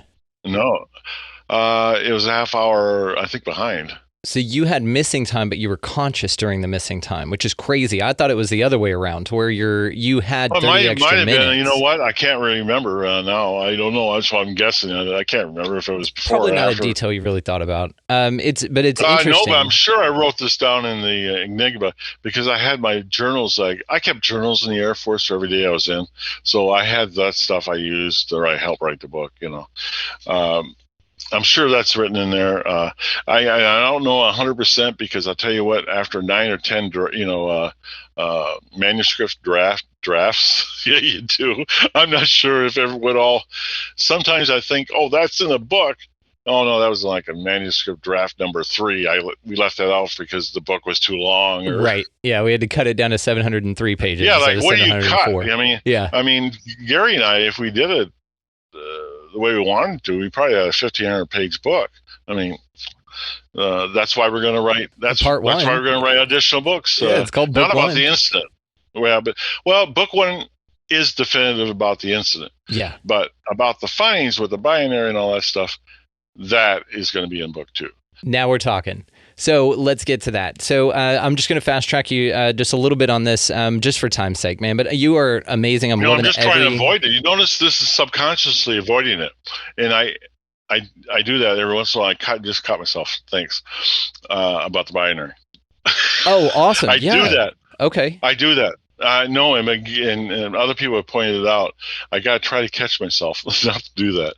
See, I'll start changing subject and talk about different things rather than talk about it. No. I'm the reason that the time is off. I just have so many questions for you. I just want to kind of stop you and keep going. But for everybody, the book will be linked in the show notes. Of course, please take a look at this and any other thing, way that you've been interviewed. This is probably the best one. We're getting the most out of you right here, which is wonderful. I'm hearing you talk about things you haven't before, and that's awesome. So I wanted to ask, so you had started getting the reports that I'd heard you say was that you started getting kind of headaches or intenseness, and so you went down and just wrote this down. So what led you to jot down the binary in the first place? So I'm up all day. Okay, I can't sleep. I mean, I write all of it off, and I'm sure it is because of the trauma, of what happened. And so I'm up all day, and man, I mean, it's like getting 11 o'clock at night on that Saturday. I mean, after the incident, and I was like, man, I gotta try to get some sleep, So I lay down in bed, and when I shut my eyes, this is the mind's eye stuff, and all of a sudden I start seeing these ones and zeros, 0, 0, 0, 1, 1, 1, 0, 1. I said, what the hell is that? Oh no! I said, this is just great. I said, I'm losing my mind. I'm traumatized. I'm going to have to end up going into the base hospital. How in the hell am I going to explain this? I mean, where do I start? I'll end up getting, ending my career, off the weapons list, separation pay, all that went through my head. I'm not going to be able to beat this because I'm going to have to go and get some kind of medical or something wrong. So I get up, and I'm not going to sleep anyway, so I make a pot of coffee like at midnight. And I sit down in my living room, and I said, well, I wonder if all this happened exactly like this. Maybe I'm traumatized. I pull out my notebook. off the counter I had it on. I'm looking through it, mainly at my notes. I'm looking at my notes. Oh, yeah. I'm going through it. And, I think I can write those ones and zeros down.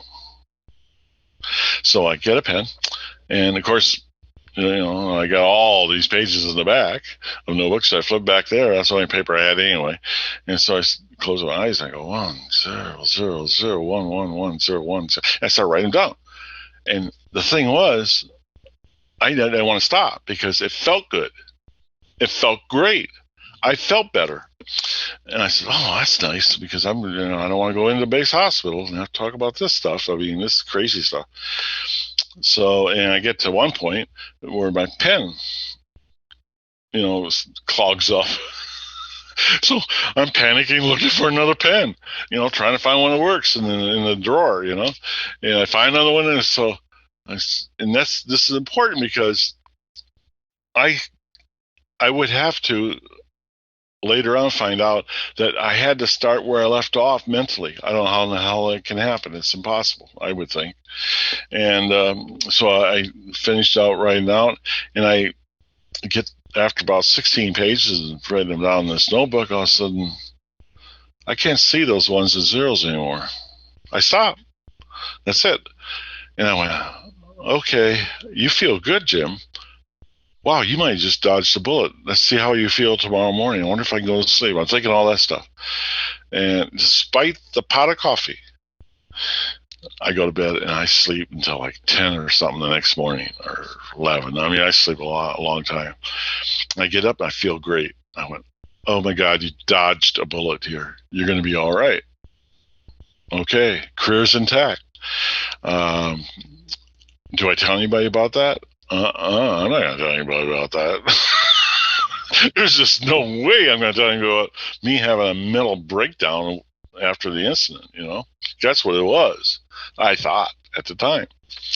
So, pack rat, I keep everything. So, like the notebook gets put away, whatever. 30 years later, we're doing a film shoot out in California for Ancient Aliens. Let's see, it's Prometheus Pictures. They're the ones that were doing Ancient Aliens, and Kim Sharon was the producer. And so back at that time, they didn't have, when we did that, they had film. They didn't have the digital. That was it. So I'm out there with Burroughs and Linda Moulton Hauser, and I'm being interviewed, and they have to change film. I said, okay. So when I'm talking to Burroughs and he's talking to me, he's talking to me while I'm trying to think of what I'm going to, say, And he says, well, he asked me about a date. I said, oh, I think I have that in the notebook. So I'm flicking through the notebook, and I flick it too far back, and the ones and the zeros are there. Well, once that happens, I mean, it was like Linda Moulton Howe, like a hungry dog seeing red meat. Okay, this is the way she acted. Says, that's binary code. I went, what? I says, oh, that's binary code, ones and zeros. I didn't know. I'm a criminal justice major, I don't know. Exactly. And I said, oh, really? And then they were like relentless. Burroughs and them about, when you get that, when you write that, I said, oh, I wrote that down. I figured, what the hell? Might as well tell them. I mean, I'm out of the service. I got my retirement. What the hell? So I said, this is after the incident. I said, at home, I said, I wrote all this down. I said, I couldn't sleep. And they go, oh my God. Oh, that's a smoking gun. I said, no, it's probably gibberish. I said, I was losing my, I think I was crazy, losing my mind, trauma. And so they were relentless about it.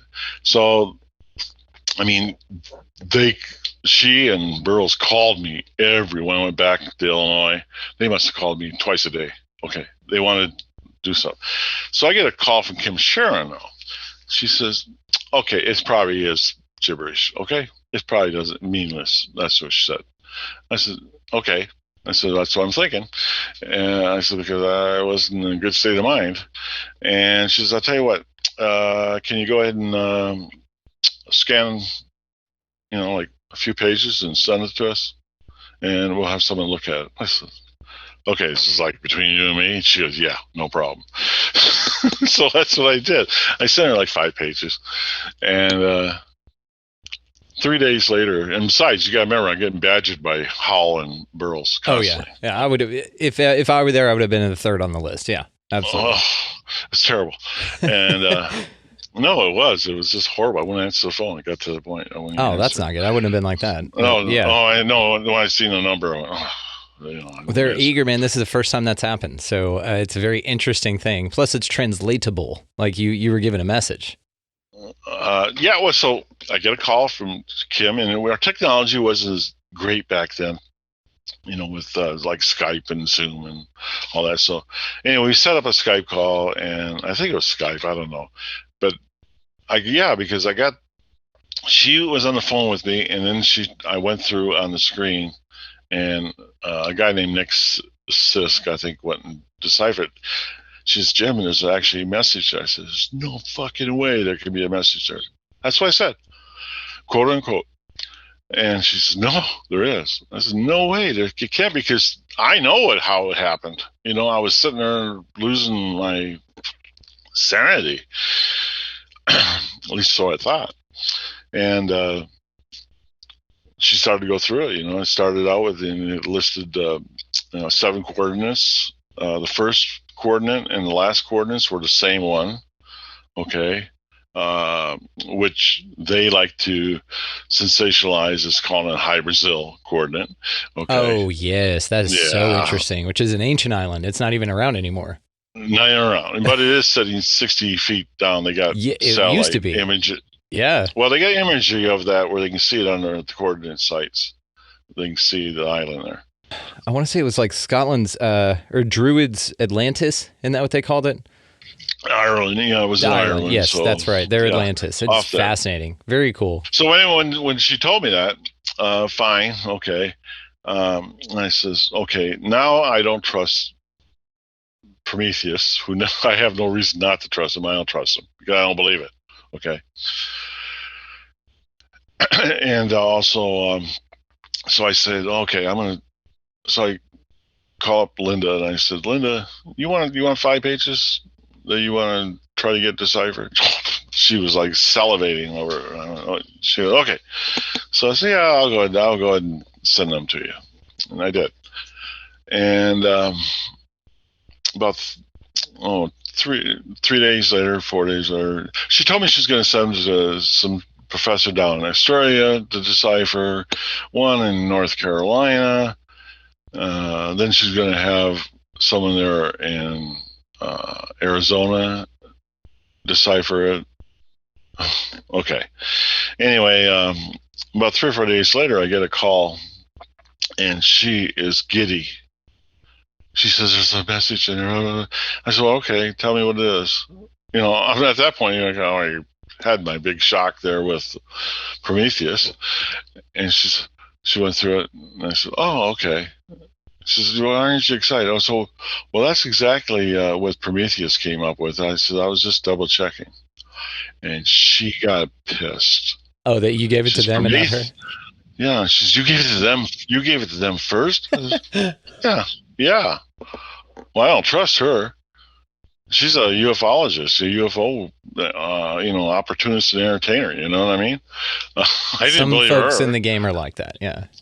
Yeah. So I didn't. I'm not going to give something that crazy to someone that's in the game to make money off of it. Yes. You know what I mean? Yes. Yeah.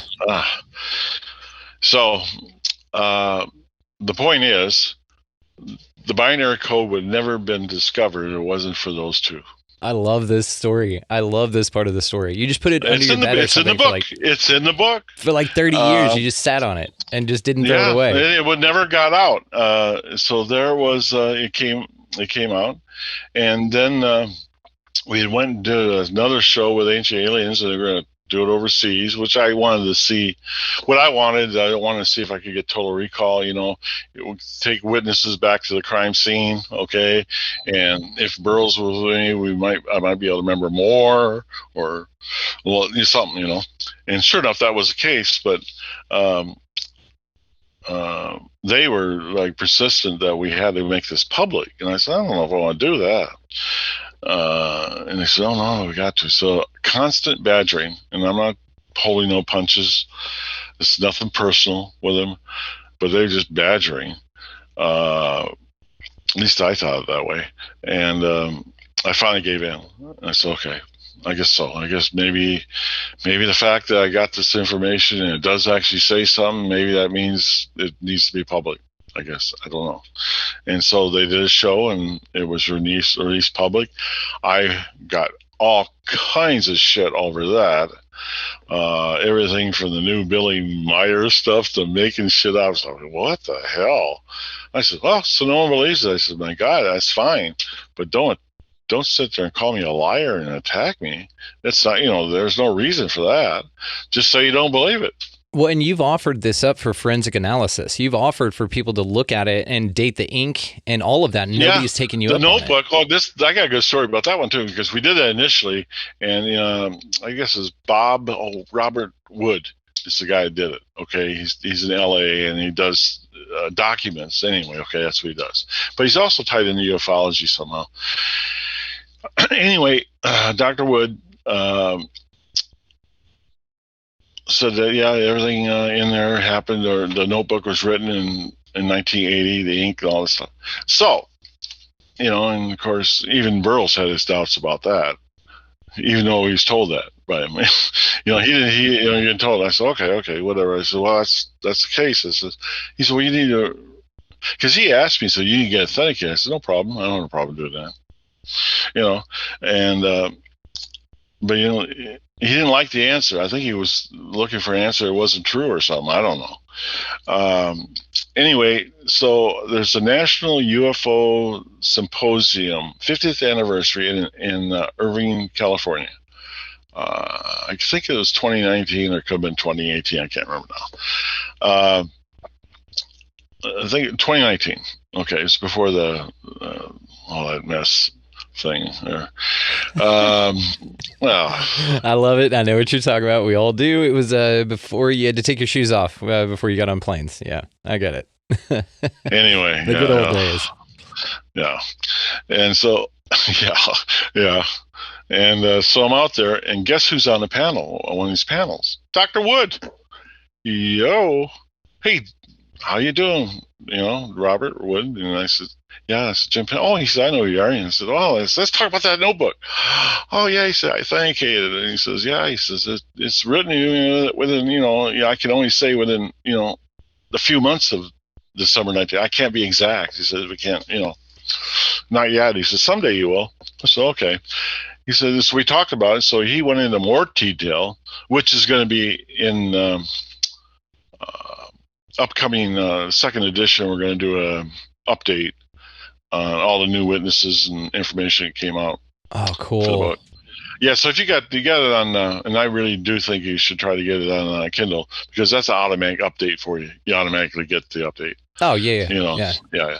So anyway, Robert told me more about it. He says, oh no, he says the ink's the right type. He went through all kinds of stuff on it. I said, so you're saying you're 100% sure? He says, I'm 99.9% sure. He says, I'm never 100% sure about nothing. Yeah. I said, okay. So good I went, position. Oh, 99%, I'll take that.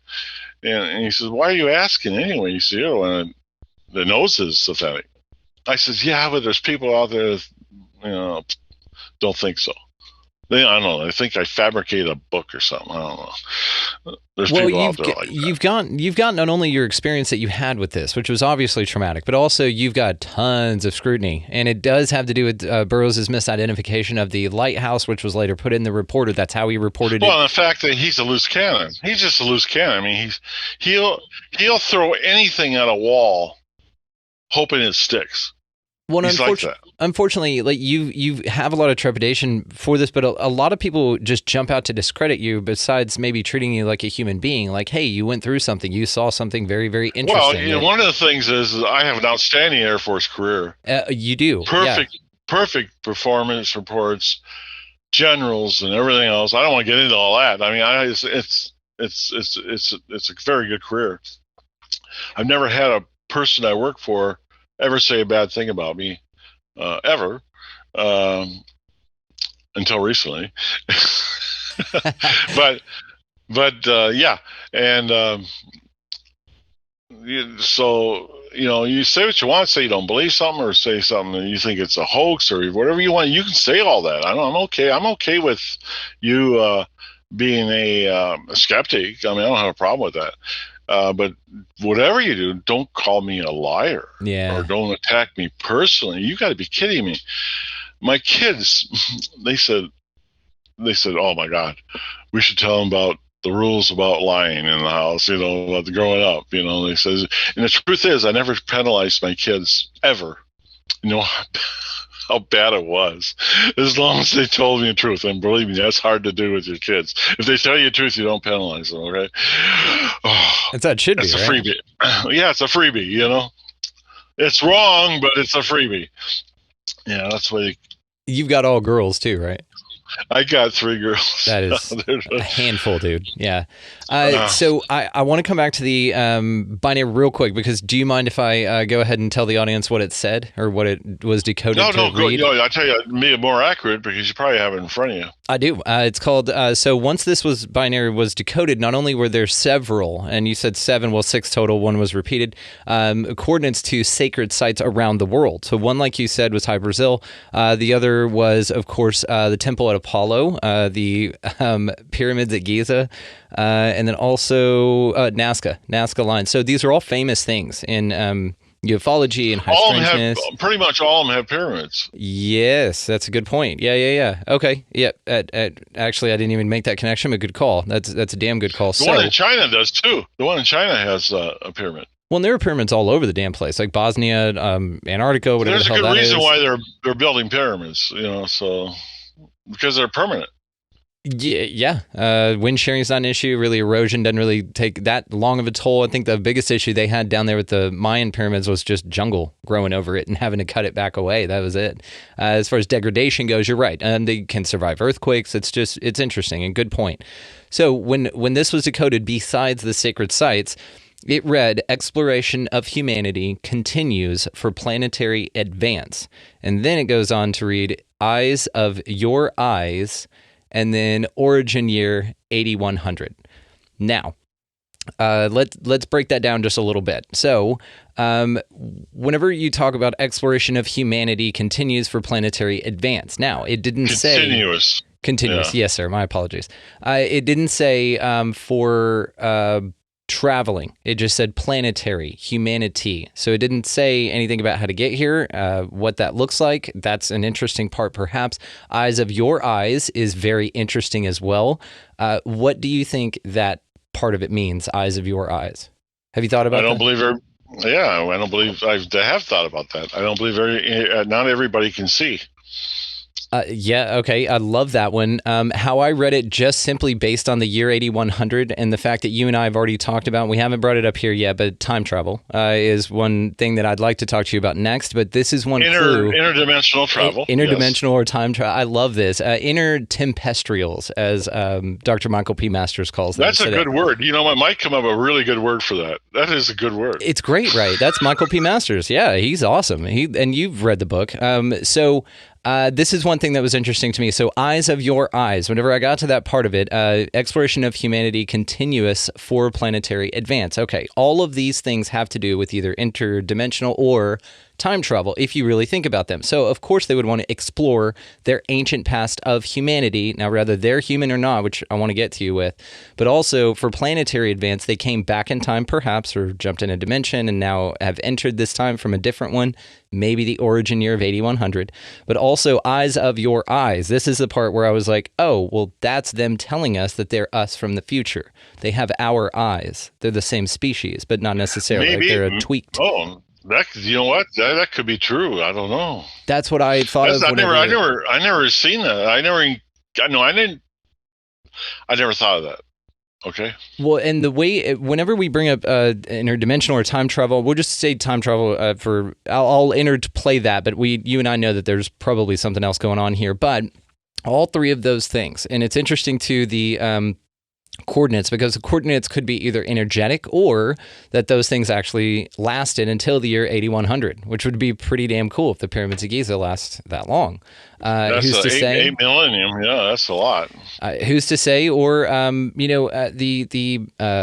the interdimensional or time travel part of it is what's so damn fascinating to me. And I know that you're a big fan of this as well. I have heard you report in interviews that it's not extraterrestrial. You just have this feeling about it. And I never did.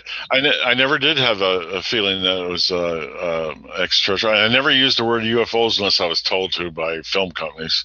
But even at the time, I purposely did not call it in my reports a UFO. I called it a craft of unknown origin.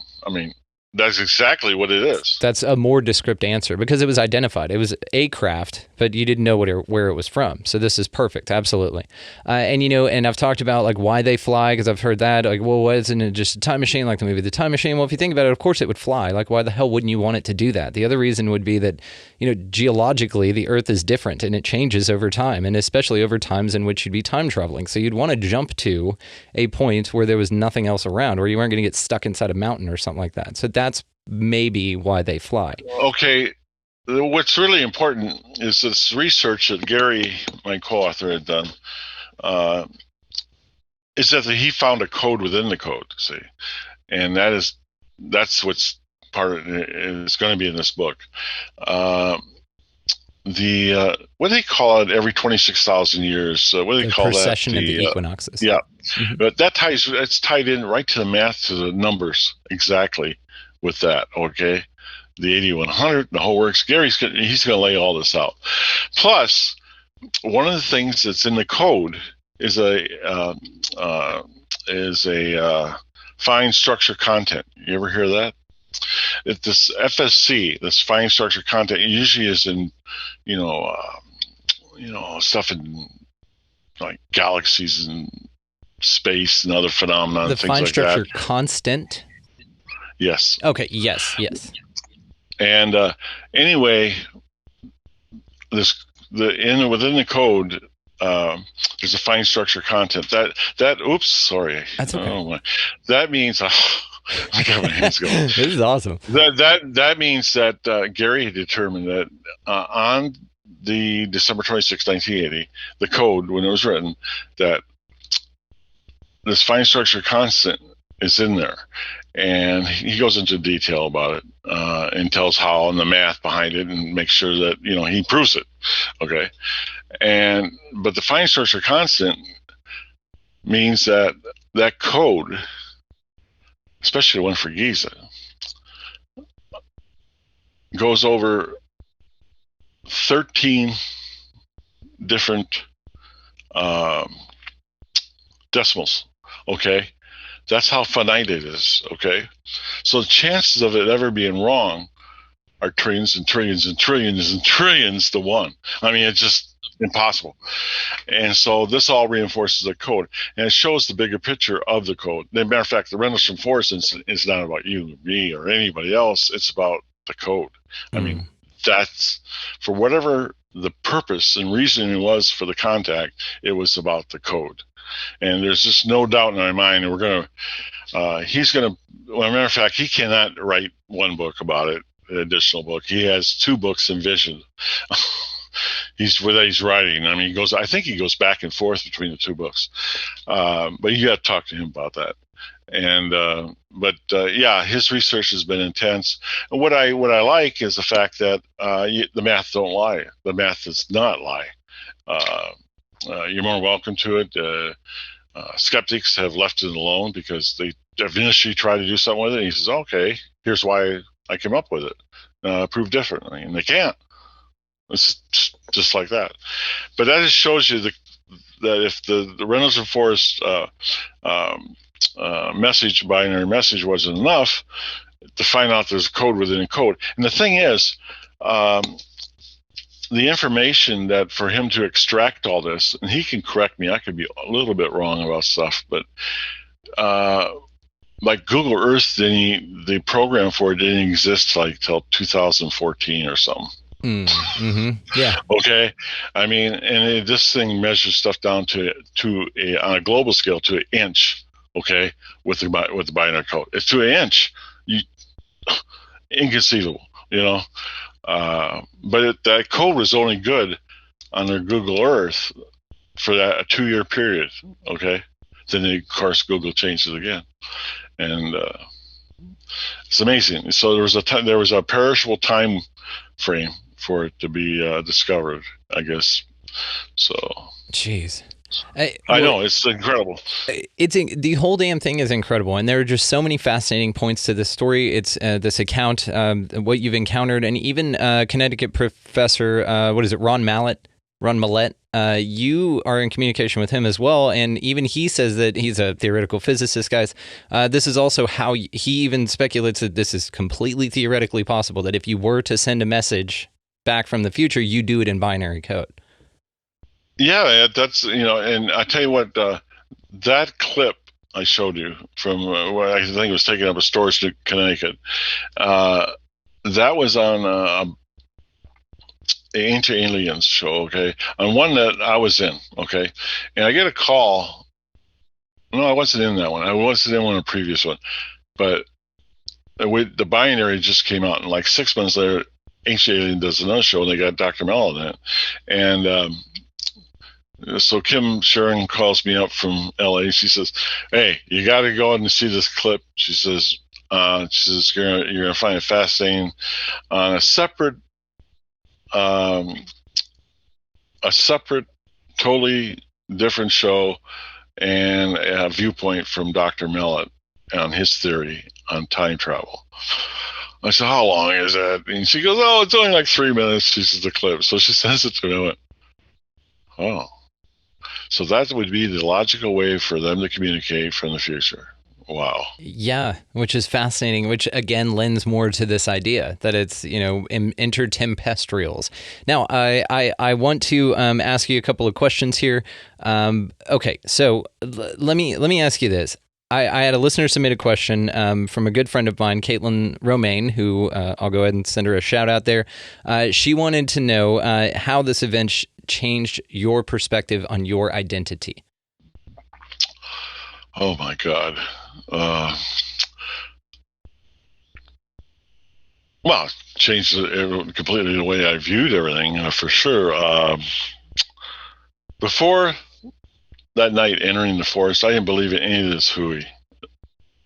UFOs, extraterrestrials, anything like that. Okay, it's all science fiction. Okay, but I left that forest completely 180 degree, thinking something different.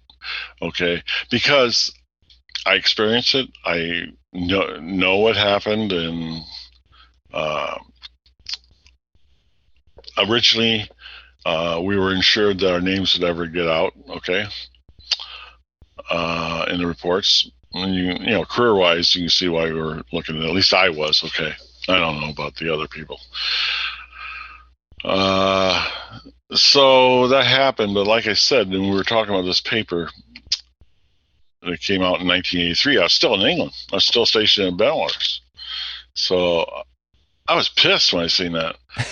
So I started reading it. I went, oh, I started reading. You know what I was reading in there? The cover story. I says, oh, they're published the cover story. I says, no big deal. That's the cover story they came up with. That's the one that was going around all the pubs and that. And I explain that in the book, how that came about and by who and who was tasked with it and who ordered it and all that stuff. It's in the Enigma book. And anyway, that's what this public release was. And so I was like, oh, okay. But it did cause problems because, I was told to treat it as top secret, which I always did until I found out it never happened, so I got an official thing from the Air Force that never happened, so nothing's classified. It's like, oh, This is cool, whatever. because my memory said something else, but thank you for clarifying that it never happened. When I retired, our NDA, non-disclosure agreement, no secrets and targeting times and all that stuff. I says to the guy that was out processing me, I says, there's nothing on there about Bellwaters. He says, well, I don't know about it. I said, well, ask him if the thing in December 26, 1980, Bellwaters, anything classified. And he did, and I'm out processing and retiring from the Air Force, and about 2 days later, because Hall told me to do this, okay? He says, challenge it. That's what he did. And so I challenged it, and he says, I get a call from the sergeant. He says, come up and finish our process, and we got a reply for the NDA. I said, okay. So I get up there, and I said, okay, what did they say? And he says something really strange. He says, they says, nothing classified happened on that day, so therefore nothing is classified. Perfect. That's perfect. And I says, let me have a copy of that. Okay. He says, sure. So at that point in time, nothing classified. I don't know why they went plausible deniability or whatever. What they should have just says is, no, the incident is classified. That's all they have to say. And that's all they'd have to say. And I think, though, that people want this stuff out. I think that there's a controlled opposition for this, and you are not that there are ways of getting this information out. And I think that it's drip fed to the public in this way. And I think that's what disclosure is all about now. And we can go crazy on that. But it feels about control. It is about control. And that's why it would have been just so much more easy just to suppress all of it. And that's what they did for everything. Pretty much, not a lot of military people can come out and talk about this, or they've been telling you exactly what they want you to know, which what I think has been happening. Like with the whole Roswell incident and all of that, it started way back then. Yeah, well, you know what? What they got good at, what they got very good at is better on the containment. Yeah. Oh, yeah. Big time. Good they got down to a science, the containment. They're so good at false flags nowadays that they do major operations. I just watch all these people just follow it left and right. I know. Wow. Well, you're absolutely right. I wanted to come back to Caitlin's question real quick and just ask, did you have you answered it perfectly, but I had a follow-up. Did you have a religious affiliation or affinity beforehand, and did it change afterwards? Yeah, well, born, raised Catholic. Do I believe in God? Sure. Okay. Higher being, yes, all that stuff. Did it conflict? No. Why would human contact conflict with religion? That's fair, and this is the stance that the Catholic Church specifically has taken. And quite a few years back, they started kind of talking about how maybe hell wasn't a thing, and it's not that big a deal. And then also contact from extraterrestrials, which of course now I believe NASA has a bunch of people talking about that right now. What that would do to the religious community, and it's one of those things. The Catholic Church, man, they got right out ahead and said, you know what? There's no reason why the Bible doesn't only apply to what goes on here on Earth, and that it doesn't include things that are outside of Earth, but they're totally possible, and we're all still God's children. And that's a very mature, I guess, approach to take on it. But it is interesting that it didn't shake or affect negatively your faith at all, or alter it really dramatically. That's interesting. No, I imagine if I thought for a second that anything was extraterrestrial, I imagine that would have been a problem. I would think. Well, this is what's so interesting, too, is that your mind went straight to not extraterrestrial specifically, and then kind of walked through the time travel or intertempestural and interdimensional. I don't necessarily think time travel and interdimensional are different, and or could be viewed differently or expressed differently, which is why I kind of put them in the same category, or they're interchangeable. But it is interesting that you immediately just kind of knew this, or it had this innate feeling. Actually, that's a very good point, Brandon. I'm sorry to interrupt you, but no. That's the communication. There was so much looking back, and there's so much communication being done that I didn't know was communication. For example, like what was in that binary message, I wasn't really surprised when I heard it for the first time because I thought it. So I knew about that. I thought that before. Well, I didn't think it. It's because it was communicated. draw that stuff up myself, yeah. So there's.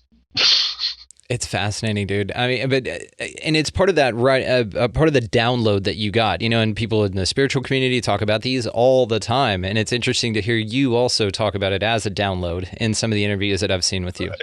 It's just like, well, was it manned? Well, was it manned? No, it was too small.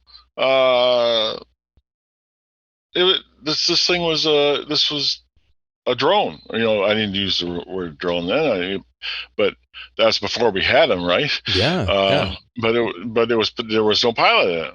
It wasn't manned, and they're like, "Oh, really? Well, how is that?" So it was under intelligent control. Halt's seen his stuff. It's under intelligent control. I mean, we knew that, but that was before we had the drones and all this stuff. Yeah, the vernacular to describe it. I mean, for sure. Yeah, absolutely. Yeah, it's just well, one of the theories that we have on there's a lot of theories. But you say, well, we can get into it. There's a lot of things about explaining about why people see things they see and that, and all kinds of things like that. We talked a little bit about that the other day. Mm-hmm. But another thing is that I'm not sure who came up with the theory. It was my co-author or it was Darren, another research team guy. He says, I don't think these grays and that are. He says, I don't think that's psychological, like you're saying, like where they can clone it or where they can,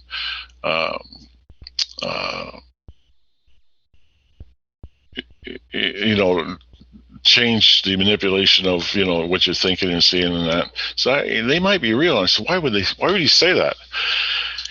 He says, what happens? He says, you ever stop and think your craft was unmanned?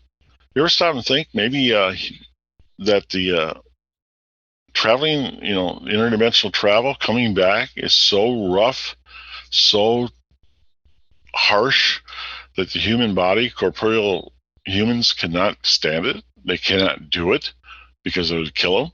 You ever stop and think about that? Maybe they developed hybrids or something that would survive this. I went, oh, so is that what you're saying? And I went, at first I thought he was crazy. You bring it up. I said, I got thinking about it. I said, that could very well explain a lot of people's sightings, of this, instead of being a hallucination, Yeah, for sure. And then the grays are an interesting one. Now we're adding entities to the conversation. So the grays are an interesting one because there are some folks that speculate or kind of get the impression that they're more of automatons. They're more like hybrid robots or something like that. That's probably where Darren came up with it too. I don't know. So they could survive the radiation of space travel, and that's the thing, right? That's why we have a planet. Mars is the only planet occupied by robots, and it's ours. Allegedly, right? But don't get me started on all that. But what's interesting, too, about this is perhaps it was, air quotes, manned. You did see a manned craft. It's just maybe the people were this big. And maybe it was a huge craft for them, and they just didn't need to get out. And there's a projection on the inside. We just have no idea. But yes, a probe sent through time would make a lot of sense as well, some sort of drone apparatus, because that'd be a great way to go about it.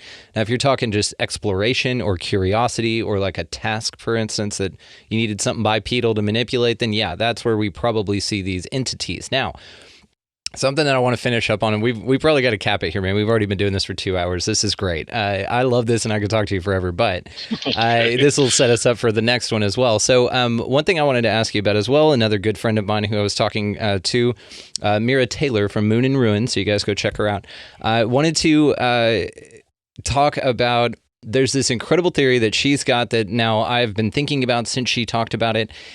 And we're going to have to end it on this one because it's so crazy and out there and awesome. So what if, and this is a big what if, we're not going to plant your flag on holding you to this concept if you either agree or just fancy it, right? But what if aliens and UFOs and all of that are nothing more than a product of the Earth or our psychosemantic thinking?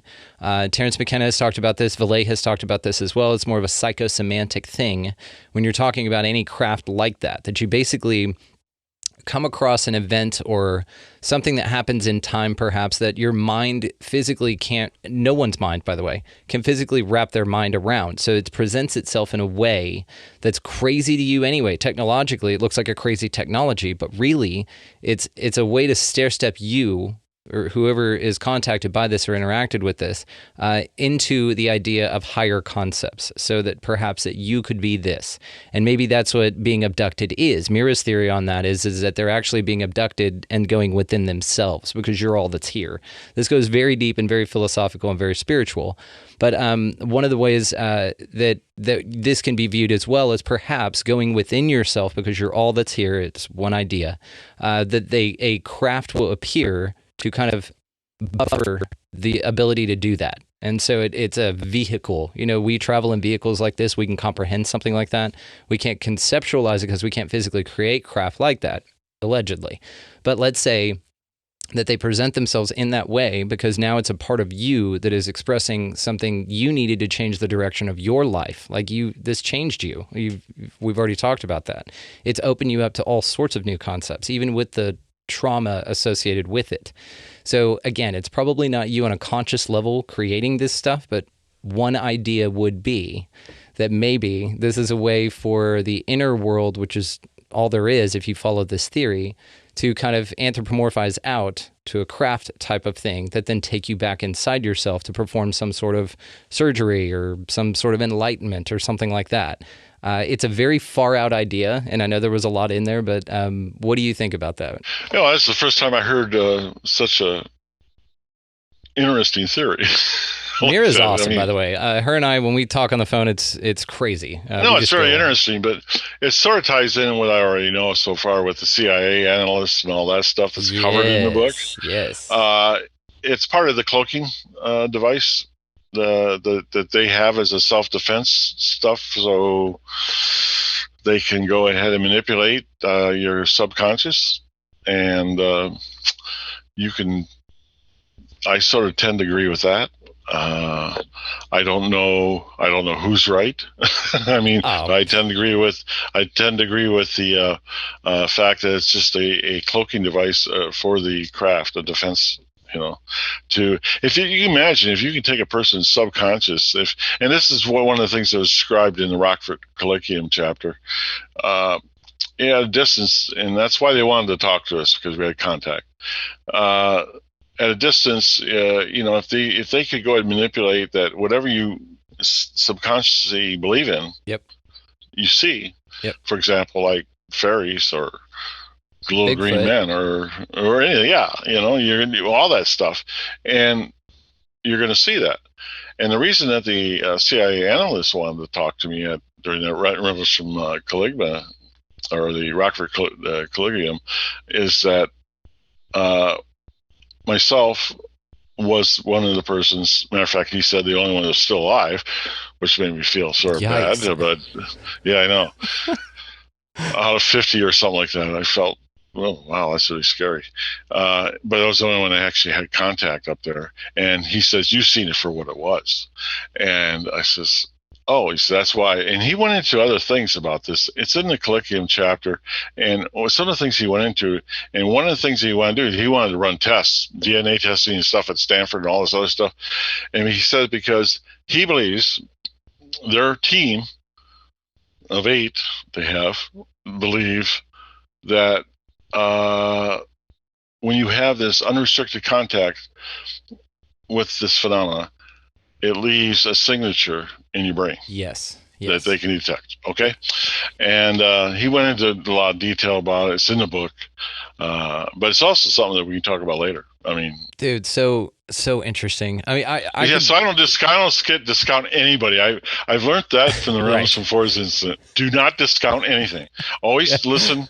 Always try to process it and take a look at it later on. Look at it the next day with a cup of coffee, and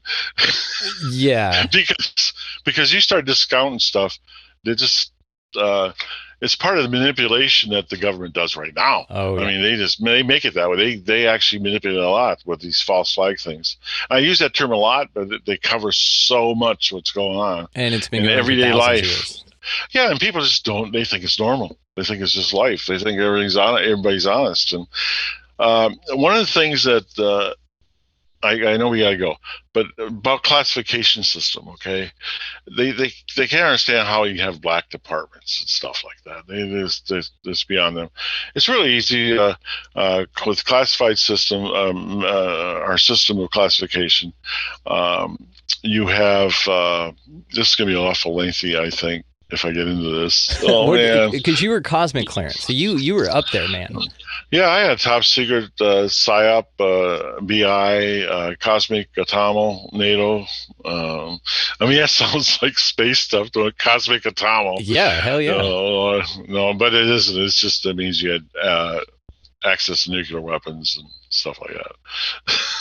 Well, I tell you what, we are going to wrap it here, but this is going to set us up for the next conversation because, dude, you were welcome on any damn time. We have so much more to talk about for sure. Well, see if run it, and if anybody's interested in the subject, we'll do another show. Oh, we'll do another show. This is for me. If other people want to listen to it, cool. But I just put it out as a courtesy to everyone else. This is for me, and that's why we get. Yeah, Brandon. I'll tell you what, Brandon, I like it. The only difference I'll do on the next one is I'll make sure I have a pot of coffee brewing because this is a nice conversation. And it's not an interview. It's really actually a nice discussion. I appreciate that. It's a hang, man. And that's kind of my style, if you will. I'm not a fan of the question, answer.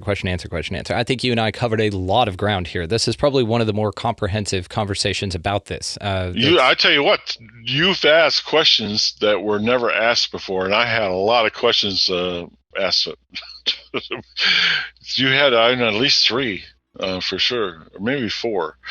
Yeah. Well, we'll take it. And that's pretty much, again, part of the whole damn reason I started this show was to talk to guys like you. You were actually on a list that I had of quite a few people, but you were in that list of folks that made me want to start this show, to reach out to you, to ask you questions like that I hadn't heard you being asked before. That's the whole damn reason for this.